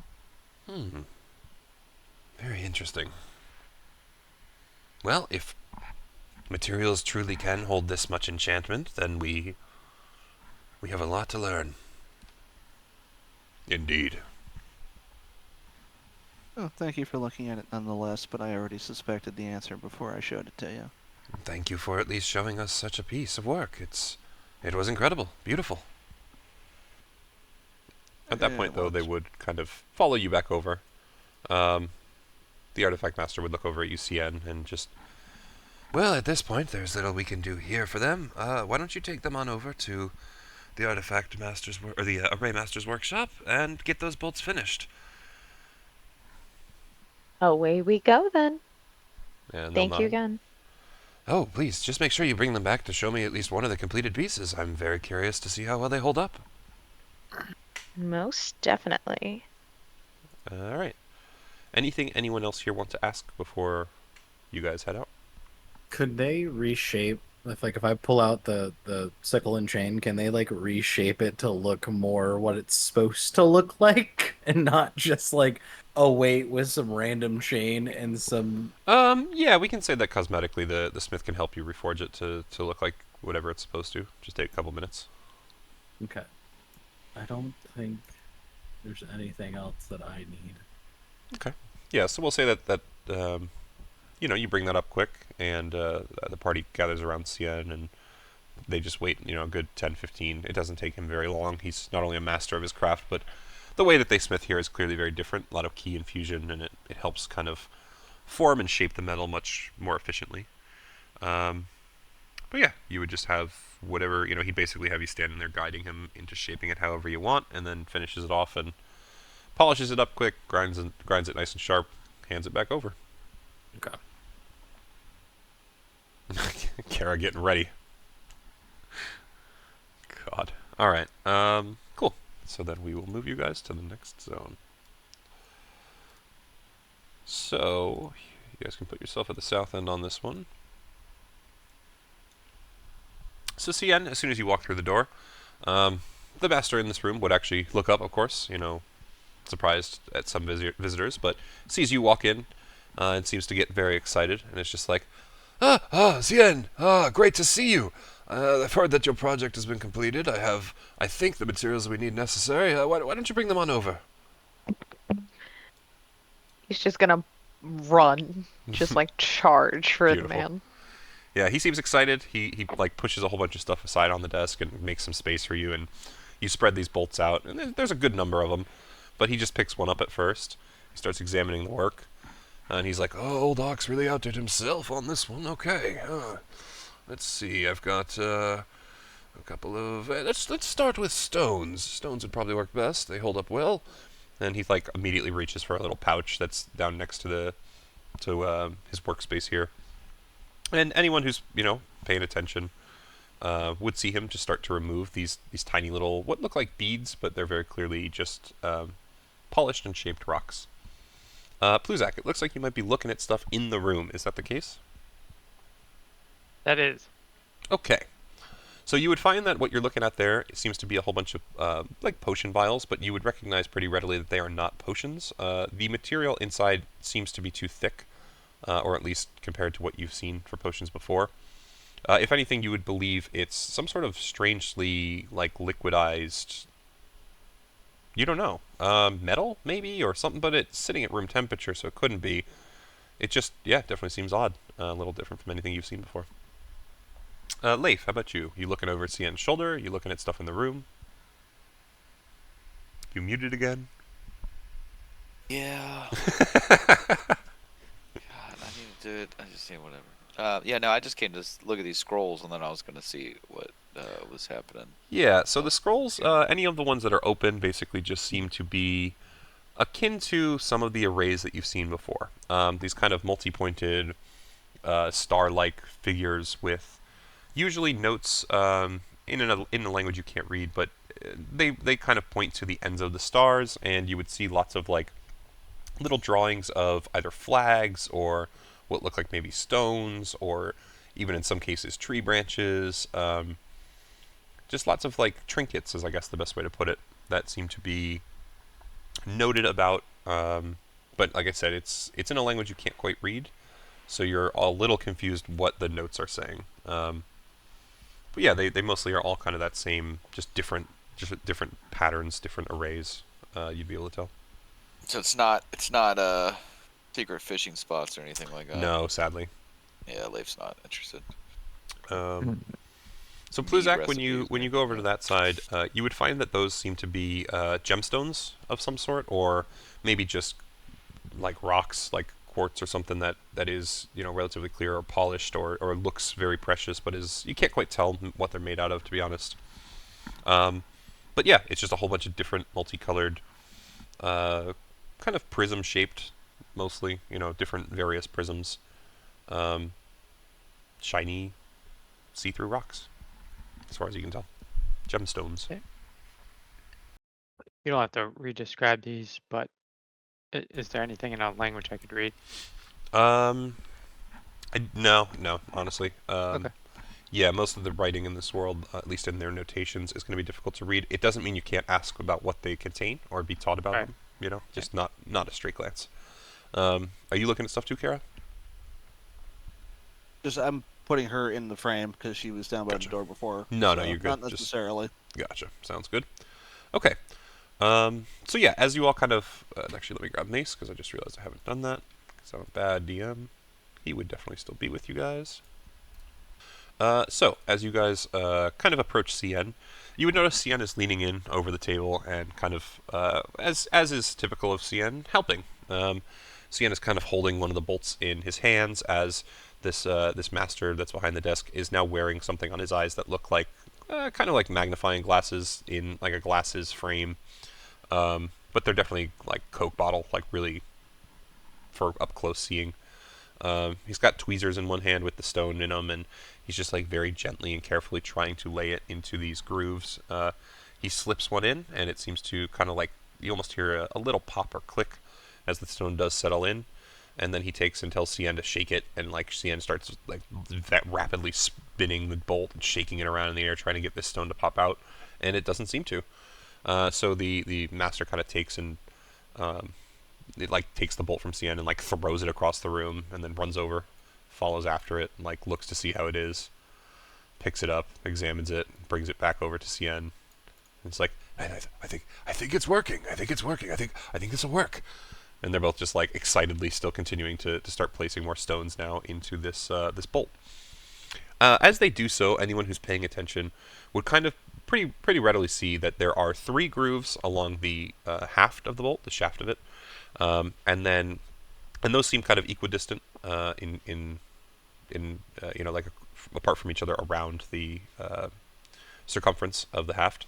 And then on the actual bolt head, there are 2 more grooves, one on each side, and he seems to place a whole bunch of different colored stones into these grooves.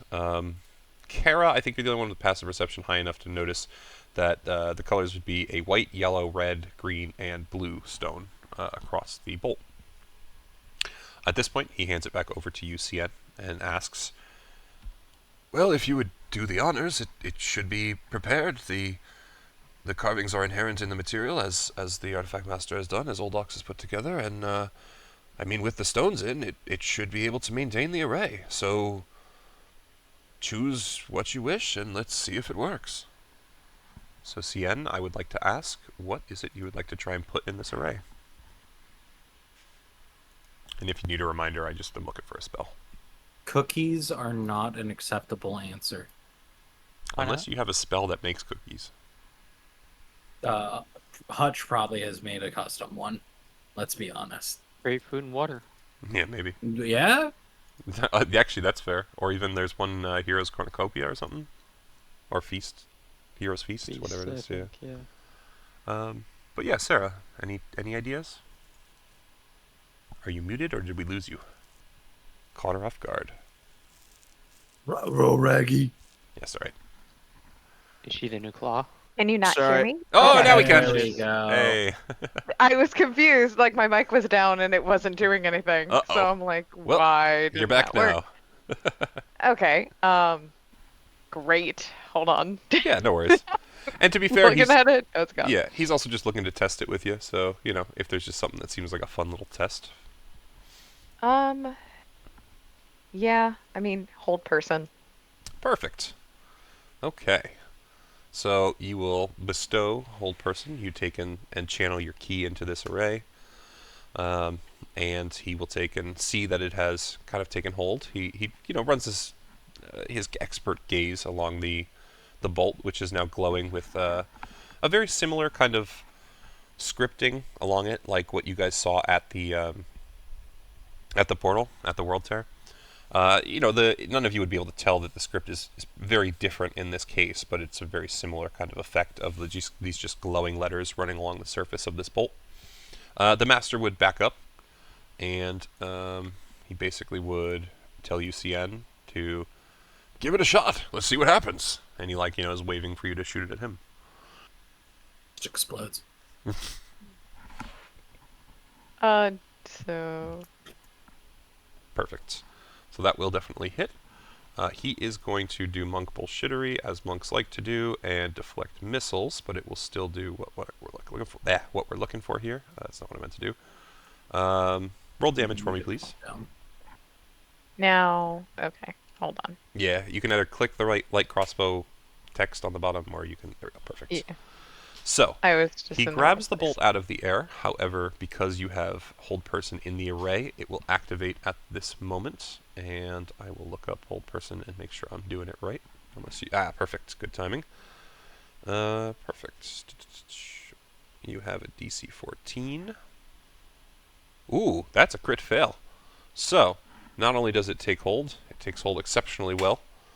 And he's basically going to be standing there, just frozen, with the text, the glowing text along the bolt quickly runs up his arm and along his body and just roots him in place as it continues to glow and wrap around his limbs and torso.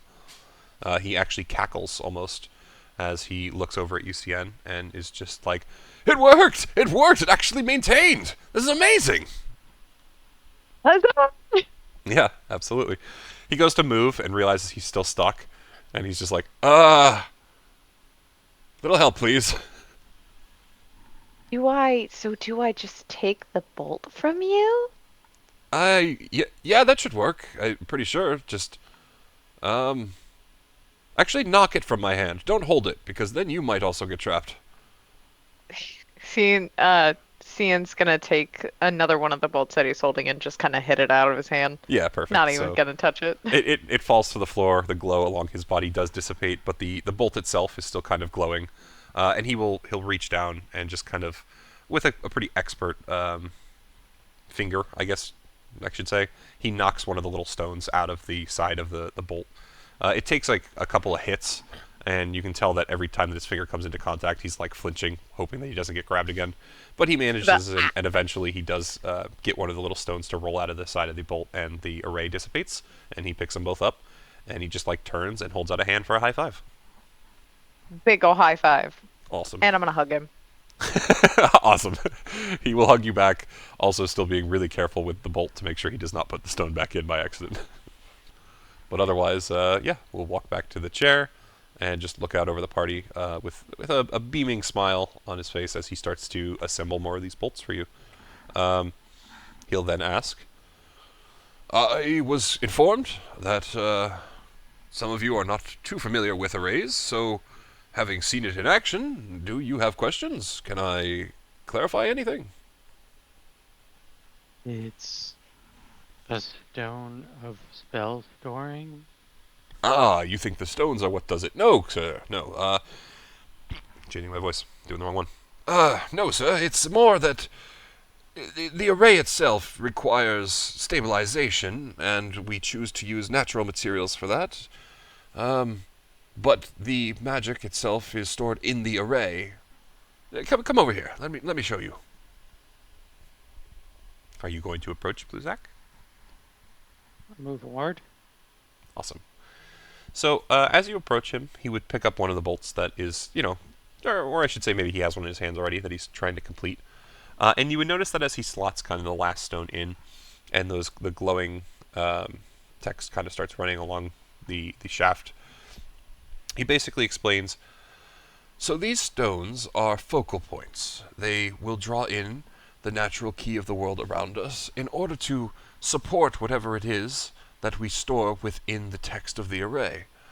If one of the stones is removed, it breaks the array, breaks the cycle, and therefore the array can no longer be maintained. But as long as the array is maintained, whatever power is within it will be supplied by the natural keys of the world, and will activate based on whatever the array is set up to activate on.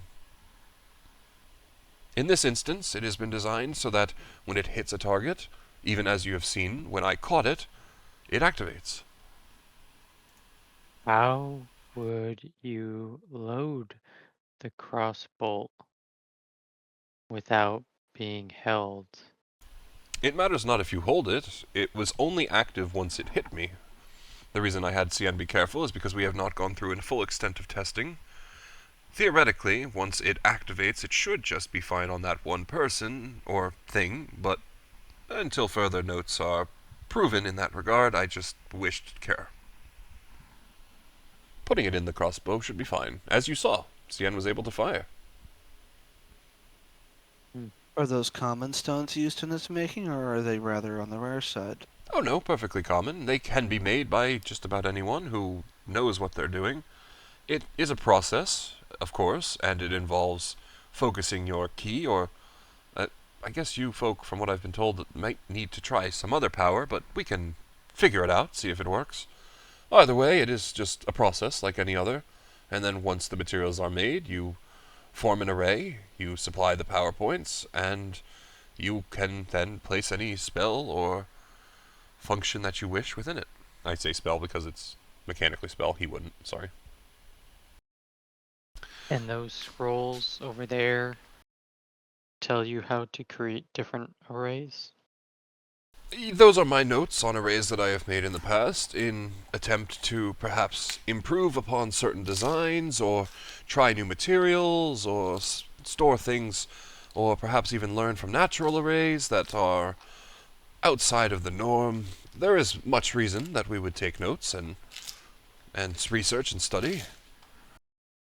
So, my question would be, can you bring an object to consciousness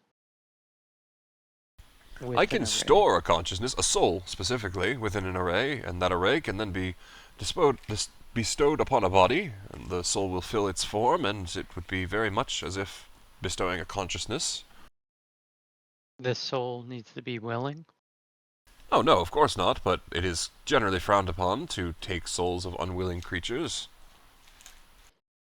Anything that is of a more... Things that are more spiritual or energy-based can be contained within arrays with ease, hence why, as you saw, Cien was able to use his key to store an effect. Souls are not much different, if that is what you're asking, but I'm not sure it is the same as what your original question seemed to imply. So you can create these arrays on an object and use them at a later time to store a soul as if somebody had just passed or is passing. So do the soul storing happens while they are still alive? That is by far easiest. Otherwise, you would need to either find some way to regather the soul to a point, or I guess hold it in some other way. I mean, souls are usually required to be bound to something. It is our form for us, but once that goes, it is difficult to hold on to them. The array would be best present, yes, taking the soul from their body. Do you There wish, should I, any negative effects of taking a soul from somebody that might be physically or mentally damaged before you take the soul? Like, not have as you far as seen we that have carry found. over? Okay. Yes, no, not as far as we have found. Once a soul is placed in a new form, it should maintain its memories. The issue is the sense of self will start to change to whatever the new embodiment is.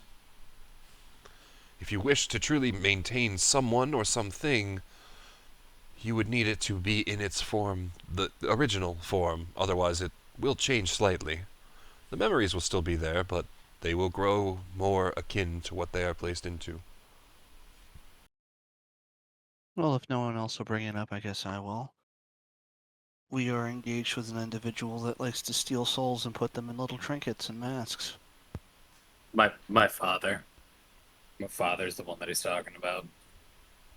Okay. Could this array technically do the same? The array would store the soul, and then if you wish to place it into a tiny trinket, that is doable. I would not necessarily suggest it, as the soul would likely go crazy within such a non-moving, tiny object. You know, we know that part. I'm more curious if... He looks kind of aghast at you for a moment, having just casually said, yeah, we know that part. This is Mallow. He was trapped in a mask for 10 years. Hi. Jesus, that sounds horrifying. If your soul was contained in a mask, how did you maintain a sense of self? I didn't. He has no self. Not really. Starts like My tapping dad his made chin. sure of that. He's clearly like deep in thought about that concept. And yet you were returned to your body and you regained it. Yeah? That is a lot to learn from such a simple little statement. So when a soul is returned to its original form, it does indeed return to its original form. Very Except interesting. for some of the ones that we've encountered don't go back to their original form. Can you explain? The Soul Master likes to take souls, and if the original body is gone, he will just put them in another. Then they will likely take on whatever aspects of that body it has. Or, well, actually, let me ask: you say he takes them? Is it the same as you meant with the mask on this one? I don't think Mallow wears a mask anymore. Sorry, the mask that was mentioned for Mallow, I meant. From what we've been able to piece together, the mask absorbs the soul on the death of the body, and then if the body is not found, the mask is placed on another individual, and the individual then inhabits that body. That is intriguing. Also, he sounds. stores souls in little, I don't know, gems. Yeah, so that would do, maybe as like I said, that would just drive the soul crazy, one. I'd assume. But the mask one, where he stores them and puts them into other bodies, that sounds pretty much exactly like what is possible to do with arrays, yes. Do you have a way to prevent that or to safeguard against that? I could teach you how to break an array, but if what he's doing is not by our conventional methods, I'm not sure how much it would help. Here, look. And he kind of will take the stones that he's been using on CN's crossbow bolts, and he's going to arrange them into a simple star pattern on the table in front of him. And then, kind of like the others that you've seen, he will channel ki to his hand. And in this instance, it leaves behind kind of like a sickly green glow, but he draws a star, between them, and just makes sure that the stones are literally at the tips of every point of the star. He claps his hands and just taps one hand to the table, and then once again, this star pattern starts to glow, and a whole bunch of text in a language you can't quite read just starts to run in little like circles inside or around the star's edge, I should say. It looks very akin to like a magic circle, although you can tell that, clearly it's this world's version, whatever that means. And he basically says, "At this point, if I were to ask any of you to place your hand in this array and we killed you, then your soul would be trapped. And if we were to perhaps wish it not to be," and then he just like flicks one of the little stones off of the edge of the star, and it stops glowing. It completely dissipates. "Now it no longer works. And if there had been a soul trapped inside, it would be dissipated into the other realm, wherever that may be." Arrow would look at Mallow. You may want to learn how to do that. You're the only one among us who knows how to use ki. Is there a way to teach this? I mean, any of you can learn arrays. It's just whether or not you have something that can be stored within. I'm thinking you can learn how to do that and take away the trinkets that your father has, and maybe even throw him into one. When you say trinkets, though, if the souls are already stored within an object, the object itself is not what you need to worry about. It is whatever is supplying that with ki to continue and maintain the soul within it. So you would need to find one of these, and he like lifts the stone. He's like, basically one of the sources, one of the energy points. Any of you could do it. I'm just trying to make sure that that's clear. That's if we're disrupting something. I don't think our method works the same way. I've never seen the individual, the Hex, use an array to make his ability work. He kind of grows a little confused, a little concerned even. "He is that one's father," he points to Mallow. Mm-hmm. "And you mentioned he has ki as well, much like us." Yep. He does.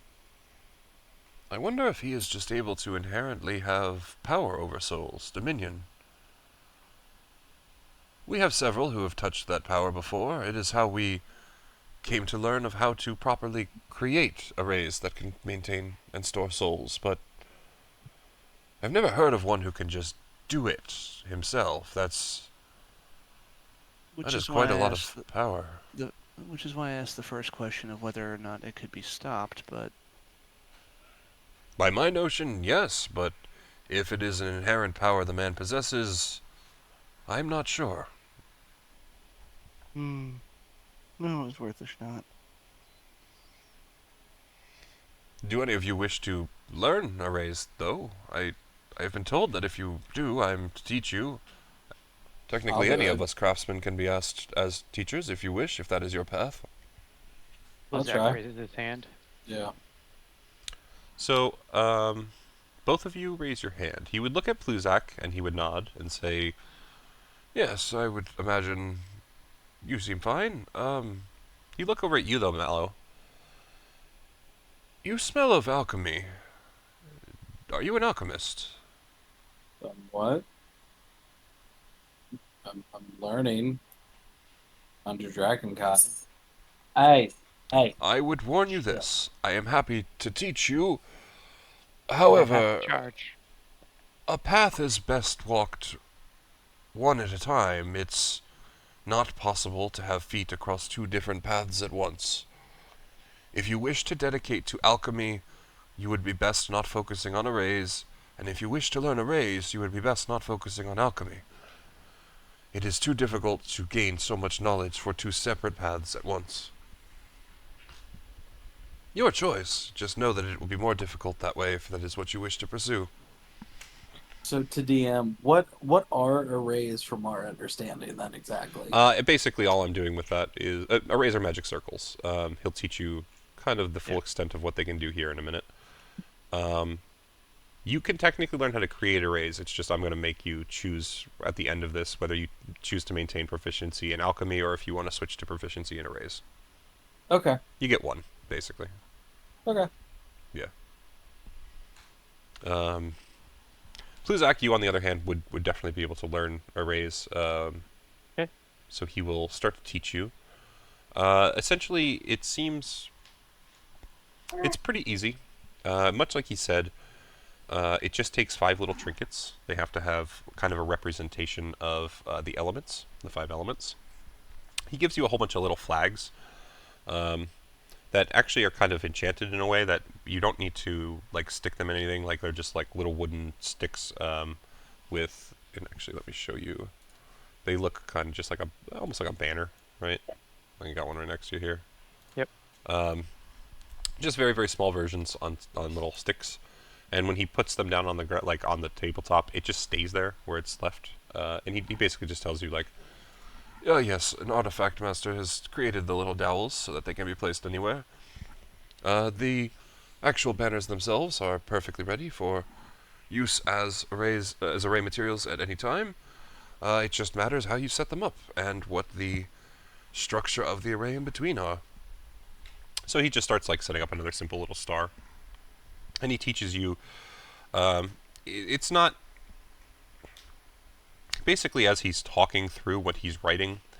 You realize he's writing the array out in his own language with his key, but as he's explaining it to you, it sounds almost like. Honestly, I'd put it this way: it sounds like a programming language, right? And I would say Pluzak as a whole is. You have Arcana proficiency, if I remember. I do. Yeah. So Pluzak as a whole kind of is able to easily equate it to like the magic languages or studies that he's done in the past. And you kind of are, at least for this version of the array, and what he's showing you is a like a spell storage array.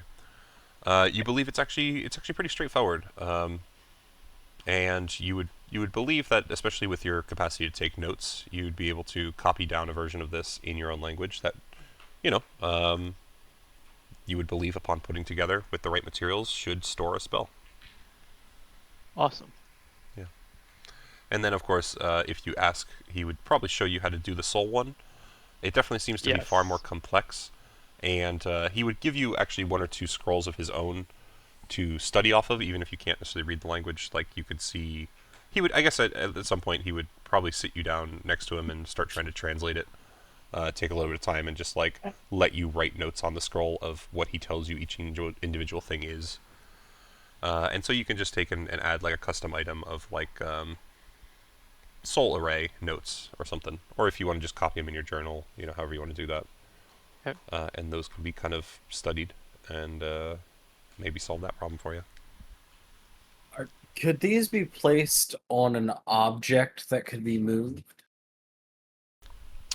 In order to do that, it would definitely require some level of maintaining the array supports on that object, kind of like how Cien's beads are in the actual bolts, to make sure that they make it to the target. Generally, we would tell you that arrays are best created stationary, because if a single one of those array points, the energy points, falls or changes position, it will all collapse. So ideally, they are best used in place, but no, it is possible to do what you're asking. So if they were attached to, say, a glove or something in that manner, they would not be able to move. If you were to perhaps find a way to sew them into the glove, but at that point, the array, once it is active, it would potentially, depending on the setup of the array, activate on you just as much as any target. It depends on what you're trying to do, I guess, with said glove. Okay. So it doesn't have to be placed on the ground. It can be placed on anything. Absolutely. As long as the array is maintained, properly with its energy points in position, then yes. And is there a special material that is required to create these energy points, or can any material be used to focus the energy into? Any material can be used, but it must be properly doped and created. It's a process like any other. So could you do buttons or some type of bead that could be sewn into clothing or an object, or even say a nail? You could absolutely try, yes. We do find that natural materials tend to lend the best results. We are still not 100% sure why, but arrays themselves are a natural product. We find them in the world. Sometimes it's simply trees grown in a certain distance apart from each other. Sometimes stones that have naturally eroded or lay in some gravity-strewn way that creates a natural array. It's What about human flesh or bone? if properly transformed, I guess it would work like any other, but I would tell you that, again, we focus on utilizing natural energies, and each has its own purpose. Something like a body has a lot of its own interference that could cause problems with the array's functionality, but without testing, I would not be able to say further. It is not something I think I would want to do, though. Okay. I was gonna be like, because I could change my body into whatever is needed, adjusting to mimic something. It would not be able to be a living thing at that point. You need. Generally, we use inorganics. The bone would probably work if it was dead, but living flesh, I think. I don't know. We've never tried. I don't know that we ever would. Okay. Thank you for answering all my questions. Absolutely. We are here to teach. There is no better way to start on a path than by learning. Alright. You, Mr. Turtle, let me give you this. If you truly wish to learn arrays, then the least I could do is supply you with the right tools. And you'll just get a bag of, just do 10 sets of array materials, we'll call it. If you really want to, you can try and make arrays 10 times.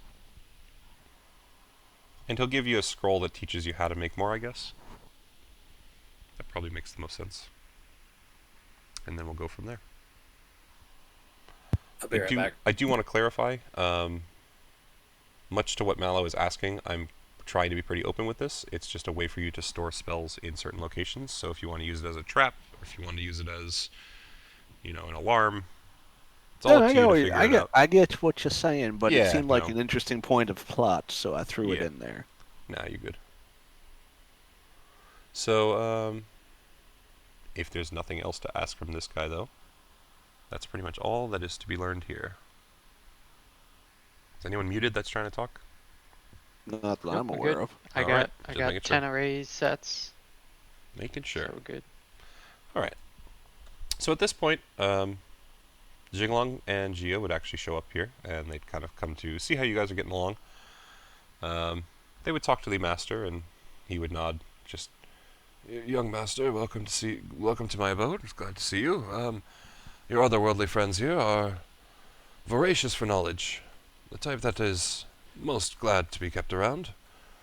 And he's just, I am glad that they have found peace here and knowledge.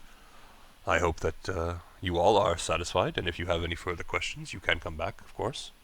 But for now, I believe it is best time to relax ourselves for the evening. Does that sound fair? Any update on the calling? The culling will either happen or not. It depends wholly upon how the world's airs continue to fluctuate. We will keep an eye on it, but until several days have passed, I cannot say one way or another. Think I might go for a walk. If you wish, that would be fine. I am going to lead the rest of your friends to the pools of serenity. If you wish to join us for cleansing of your soul and body, then... And he looks around. Cien, I guess, would you mind accompanying the winged one for now? Sure. Why Okay. not? Fantastic. Then, while most of us will go to the pools, you can enjoy your walk, I guess. Is there anything that we can assist you with in terms of that, or you just wish to pick a direction? I'm gonna discreetly detect portal. That's fine. Um, give me a survival And roll. Do it with your natural explorer or whatever it's called. okay, I'll put that on then. Yeah, so with a dirty 20, it's pretty easy to just pretty straightforward detect a direction that is calling to you and start heading that way. Kara's just like, I'm gonna go that way, pointing in that direction. Xinglong would warn you and just be like, there are several other sects in the area. Cian should be able to manage you in a way that you will avoid their territories, but just make sure you listen to him. That is all. Can I go? Which one's the guy that was the guy with all the swords on his back? What was his name? Swordsman. Yeah, I mean, Around. Pluzak is right. Swordsman would work, but Lead AG is his name. Lead AG. Can I go train with him? Yeah. I mean, Or do you you- definitely could. Okay. Or is there still stuff that, as a group, we're doing? There's nothing really necessarily as a group at this point. I will tell you, if you want to train with him, though, that will probably be something we would do closer to next session, or at the start of next session. Okay. I don't want to get too much into combat tonight, so. No.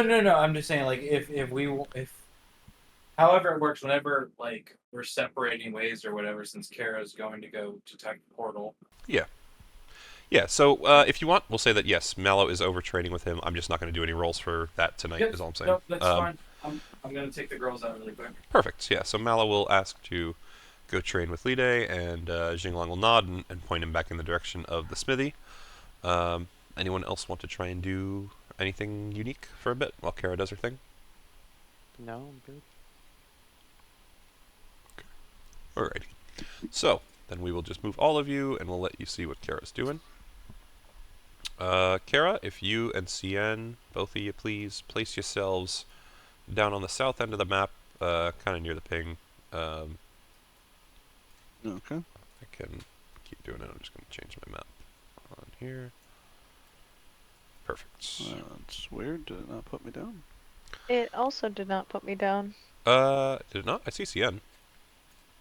Do you Wait, guys really? You see me? Yeah, you're right next to Kara now. Is it being slow? Oh, dang. That it's a big blended map. in. Yeah, you definitely Yeah. blended in. Yeah. Okay. God damn. Okay. Yeah, it's also a really big map, so it might be a little slow. But yeah, so you guys are here. Kara, you can definitely tell there is something in this general vicinity that is calling to you. It took you, 30 minutes, an hour to get out here, but nothing too far, just a couple miles. And which direction do you want to go in? Or how do you want to proceed? Maybe the better question. I'll walk up to the water and just kind of use that area So to just look do me a around. favor. It's not necessarily turn order, but just move your Mhm. movement so that I can tell if you're using actions to dash and things like that in a given time, just so that if certain events happen, I know what you have available, if that makes sense. So, I can get to there. yeah. And I mean, honestly, you can just go turn by turn if you just want to do like 40 feet, 40 feet, 40 feet. It's just to allow me to know that, what's going on and how fast you're moving and all that. Okay. And we're going the same because I have the same movement speed. Nice. I'd assume you actually have a greater movement speed than I do. Are you 45? 40. Oh, okay. Nice. I Not by can much, but I can just travel in more directions. Yeah, that's true. Okay, so yeah, you arrive at the river, and you would notice the water is crisp and clear. Seems like a pretty healthy stream. Yeah, I mean, without, if you're just looking around, you really have no sense of guidance. You just know that there's something still around that's calling out to you. It's around here somewhere. which kind of portal are you looking for? How did you know it was a portal? you wouldn't really travel into these parts unless you were looking for the portal. They're the only things around here. So, plus, I like to know where all of them are. So it makes sense why they want me to come along. I like to chart the stuff. It's more a curiosity. Hmm. How easily do you travel across water? Not at all. Usually Uh, very slowly.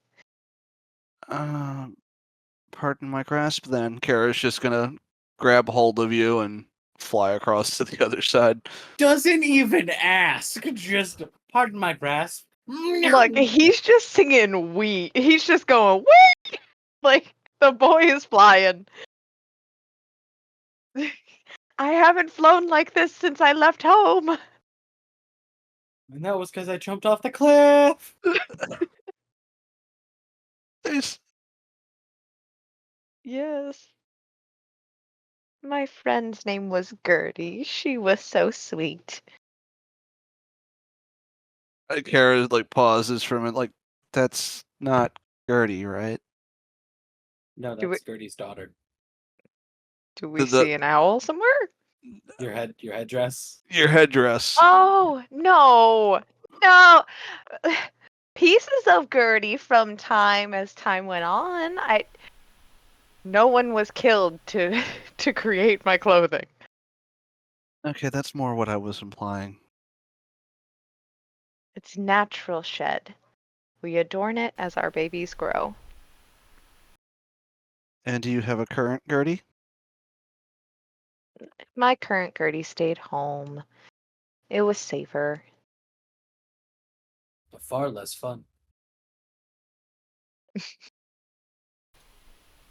Are there any clues I could pick up on to try to find this thing?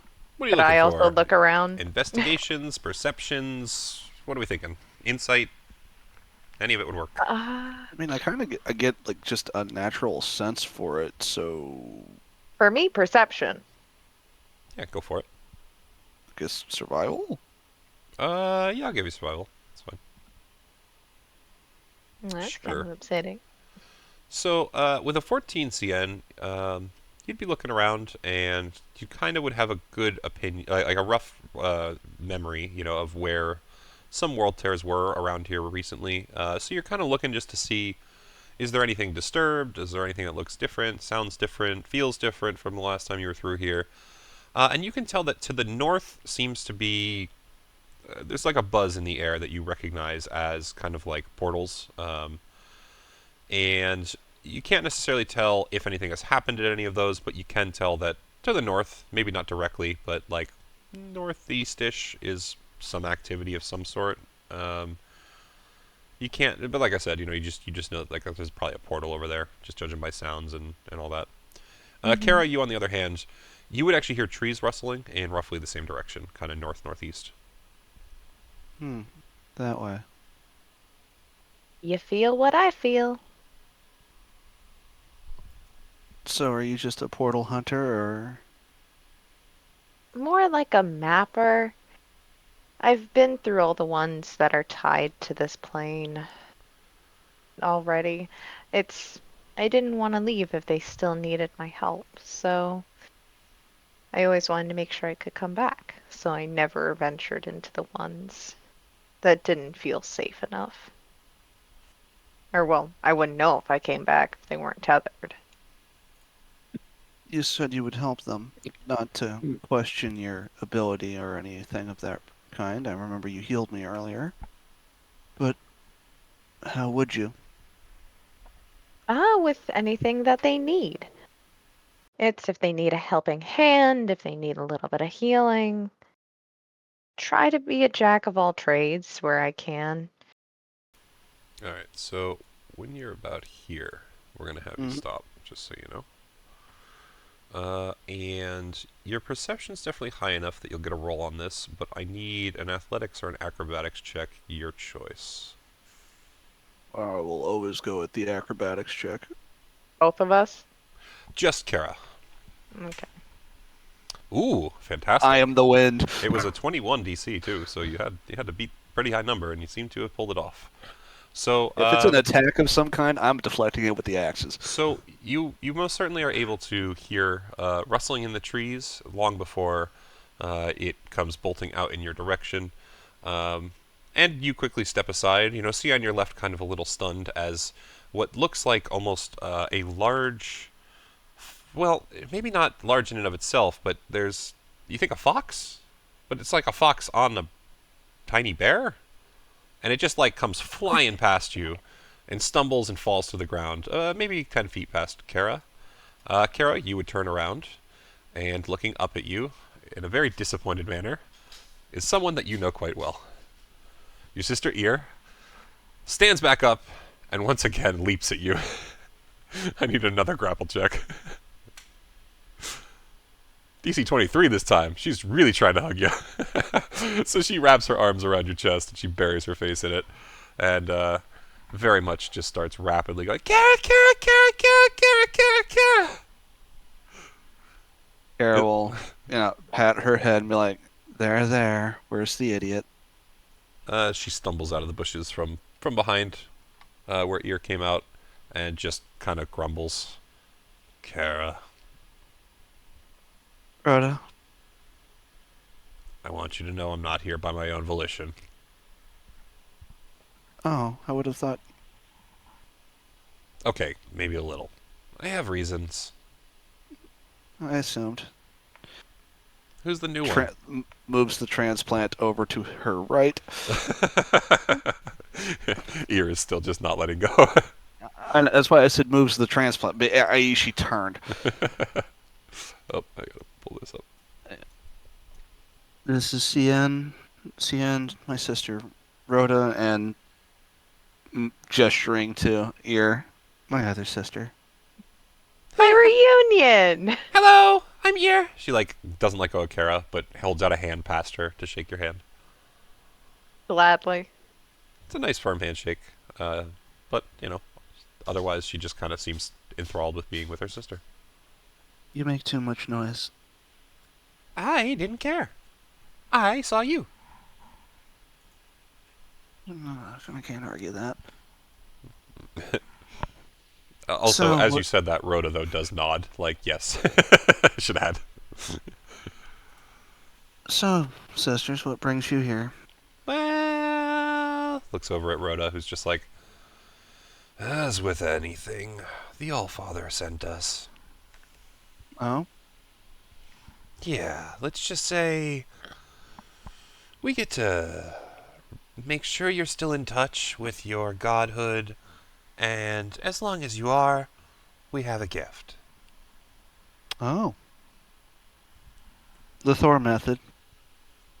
She just cracks her knuckles, and it's the first smile you've seen on Rhoda's face in a while. Not here. This isn't the time or the place. Sheer look of disappointment. That's not a no. I just said not here. I'm aware. It's happening whether you want it to or not. Besides, without your Einherjar with you, it's kind of worthless. Oh?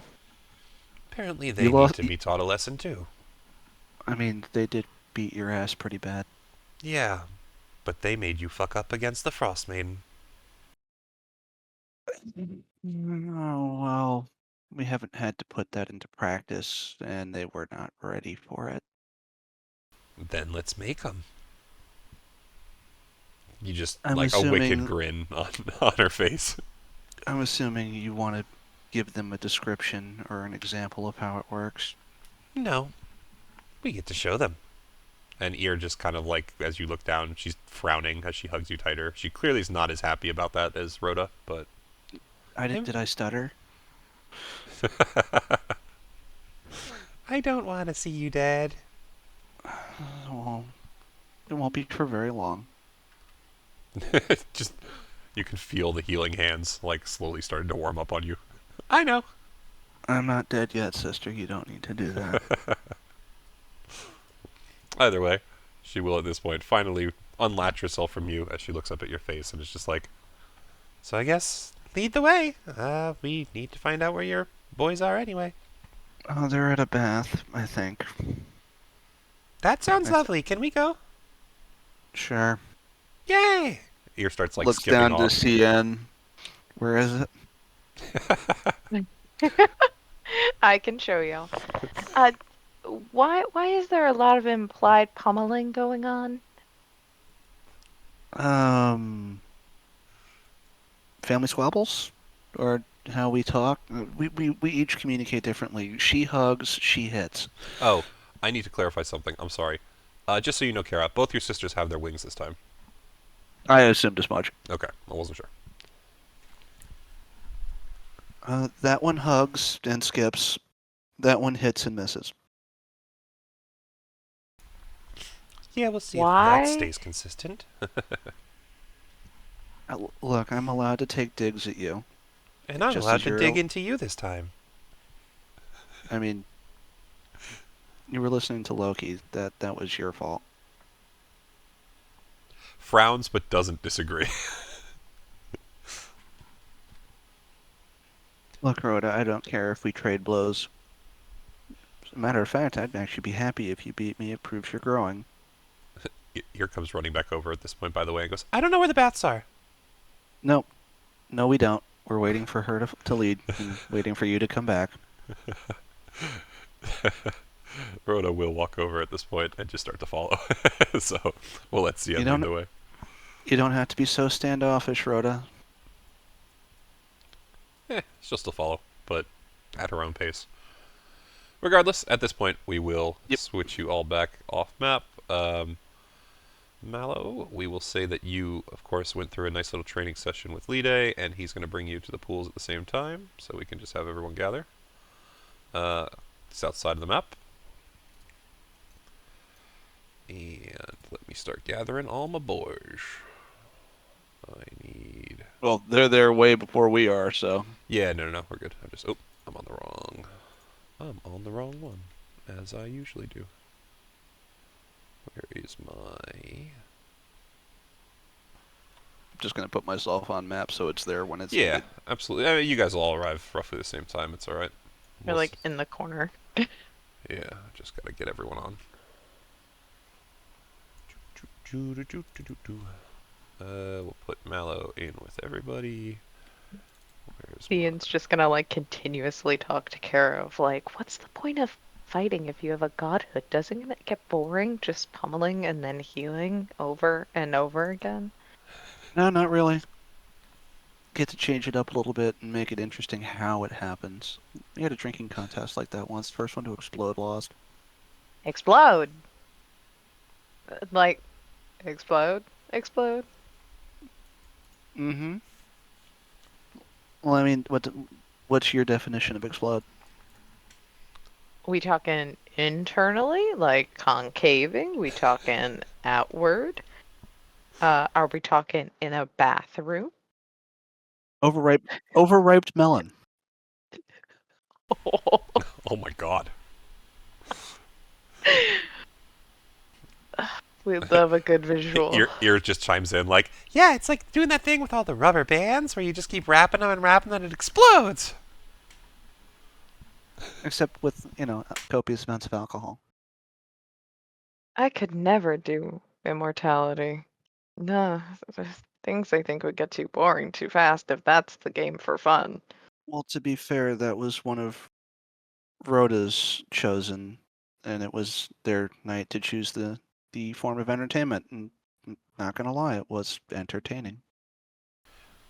Rhoda's just like, your fish fucking Einherjar reminds me a lot of that man. My God. You say that, but he could kill a man with the fishbone. And also probably drink a corpse to death, according to what I've seen, but, Well, he drank me to death, so yeah. Evening, Kim. But yeah, essentially at that point you guys would definitely be able to arrive in the little building up the south here. You would find most of the parties gathered, just kind of lightly chatting. When Gia sees you walk in, Kara, especially considering there's 2 new women followers, she looks a little surprised, but otherwise kind of nods and points off to the left and just is like, our changing rooms are on this side, the men are on the right. But otherwise, we'll just kind of guide you guys, or guide you and your sisters over that way. And everyone else will go to the other side. Jinglong would kind of hand out, Jinglong and Lide would hand out a whole bunch of robes to everyone that's in the right side room, while Jia does the same to all the ladies. They're just kind of these dark gray colored robes that doesn't, they are kind of almost like a towel material. They go down to your knees, cover everything totally fine. You can tell that this is designed as a unisex bath where, you just kind of go out there in these instead. But otherwise, you guys are just kind of explained like, each bath has an array at the bottom that makes the temperature different, so feel free to give yourselves a dip in as many as you like, find one that is the right temperature, and enjoy your time, enjoy your stay.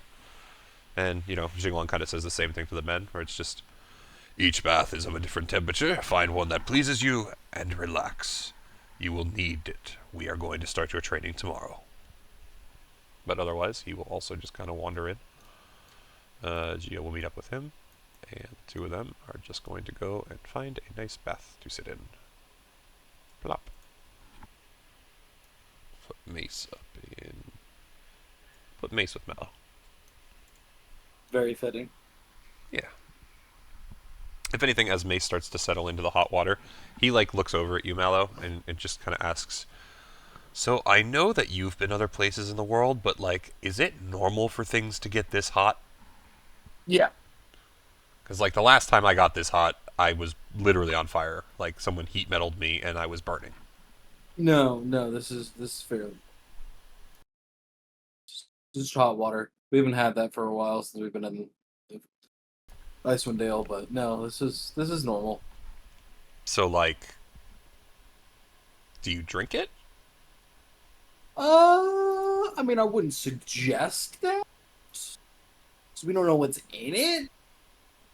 But I mean, you could. I mean, you don't really get poisoned, right? No, I don't think I can. I fucking do it. Mace takes a handful of water and sips it. He falls immediately underwater, unconscious. Would it rust his body or something from the inside? Maybe. We'll find out next time. Right now, Mace is underwater and unconscious. What are you doing, Mallow? I'm going to try to ruse him awake. He pops out of the water and yells at you, "Boo!" You fucking piece of shit.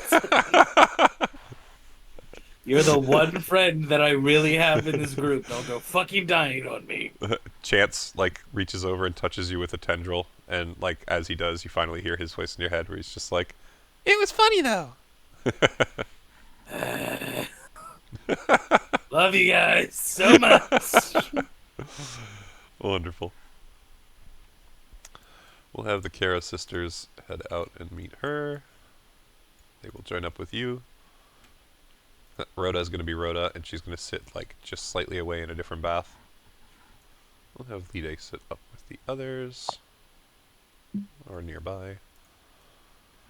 Ian's probably gonna go wherever Pluzak goes because I want to see if the mushrooms on his back make a soup. Well, good for you, but Pluzak's not getting in any of them. Oh, interesting. Yeah. Well, then I'll probably no. I'm not gonna go in then. I'm probably just gonna You're gonna hang with Pluzak. hover around, being like, "What are you doing?" Pluzak's going to shell up underneath this bush or tree in the grass and relax. And relax. Just enjoy the steam on his shell. So Cian's going to get down on all fours and pretty much lay down on the ground and be like, "Why? Why are you here?" The group came here, so I came with them. But water, not in the water. I don't want to ruin my spores. I've taken years to harvest them. Does Mello hear this? I thought they like water of some kind. Don't fungi like water? Some. Yours don't? I mean, Oh my god.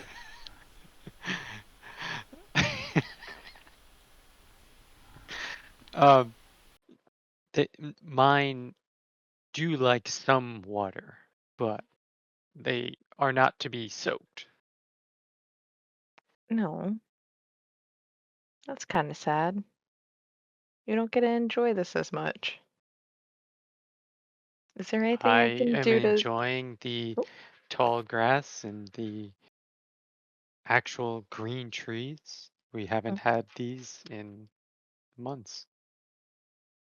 Is there anything you think I can do to help, like, simulate bath time for you?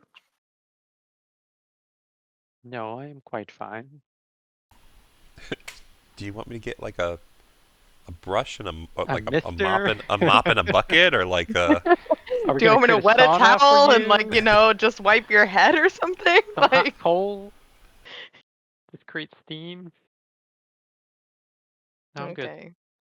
massage your little feetsies? I mean, Well, then he's just gonna go into the nearest bath and, like, lean over the rocks, so that way if Pluzak wants to talk, he's not by himself. I'm shelled up, man. I'm inside. That is okay. I said if he wants to talk. If he peeks out, you have you have a small bird watching you. You have a bird of prey on your ass. Cian's just like leaning on the edge of the bath, just like hands fingers laced together under his chin, just watching you gently. Hmm. Awkward. Like you're weather. about to get a picture. Awkward. Yeah, exactly. Oh. All right. So at this point, I'm going to tell you this is kind of the last place we'll be. So if there's any conversation you guys want to have, that's fine. But this session will end here tonight, for the most part. No, I think that's it. Awesome. All right. So once again, anyone who did use spells or anything, long rest. By the time we come back next session, you guys will not be at the baths. You'll be in the next morning back at Jinglong's house. So I hope you guys at least got some cool stuff, got some interesting stuff, learned some array things, information. I am gonna run because I'm gonna go eat dinner. Absolutely, man. Thanks for hanging. So I also have a pet to Bye, sit to get to. Harrison. Yes. Good So luck I'm out out. there, Bye, Sarah. Sarah. Thank you, everyone. we'll talk to y'all later. Don't do anything I would do. Oh, Fred has Too late. lava dice. Oh, that's so cool. Yeah, these I think Bye. show up the best. Bye. Oh, yeah, Oh. absolutely. So I think I'm not used to it.